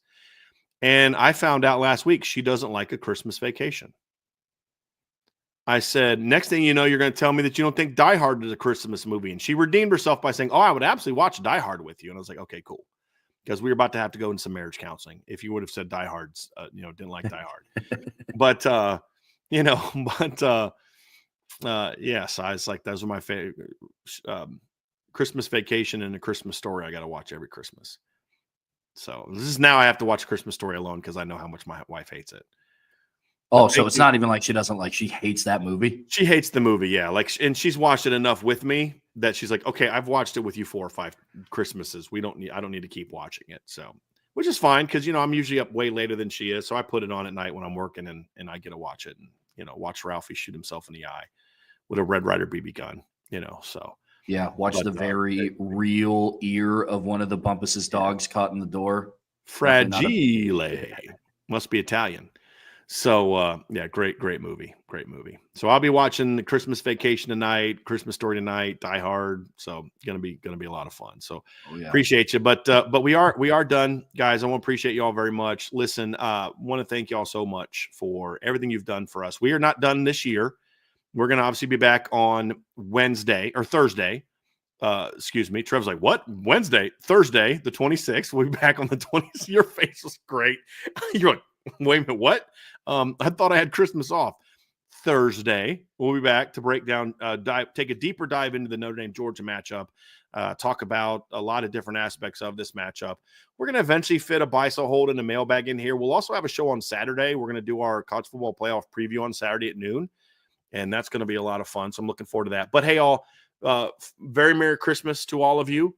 Not to all a good night because it's only 3:42, but just want to thank you all. One of the things that I'm thankful for is just all of you. We have a great community and we've grown and it's been a fun ride. And hopefully this ride is not over yet here. And we're going to have a couple more games. We're going to have hopefully 3 games in 2025 is what we're all hoping for. But the 13 they've played in 2024 have certainly been interesting and a lot of fun. And look forward to some more. But I want to thank you all very much. I hope you all have a very Merry Christmas. For all of you traveling, safe travels, all right? Be safe. For all of you that get an opportunity to spend time with your family, make sure that you remind them how much you love them, not with gifts, but with words and with hugs. And just enjoy your time tomorrow. And we'll be thinking about all of you. I'll be praying for all of you. And I'm going to be relaxing. I'm going to do no work tomorrow is what I keep telling myself. But I've also had to tell Angela, but watching film doesn't count as work. So that's my story and I'm sticking to it. So I'm I like this, honey. This is entertaining for me. I'm just watching Georgia film. So anyway, have an awesome rest of your day, everybody. Do us a favor, hit that like button on your way out of here. If you haven't signed up for the message boards yet, that'd be a great Christmas present for me, is signing up for the message board, an annual membership as well. In 2025, we are going to raise our rates a little bit. So if you're getting an annual membership, now's a great time to jump in before that goes up a little bit. And I'll have more on that after Christmas as we get into the first, letting you guys kind of know it's not going to be a big jump, but we are going to go up a little bit here in 2025. So I hope you all have a very Merry Christmas, and we'll talk to you again here very soon, 2 days from now, Trev, on the Irish Breakdown Podcast.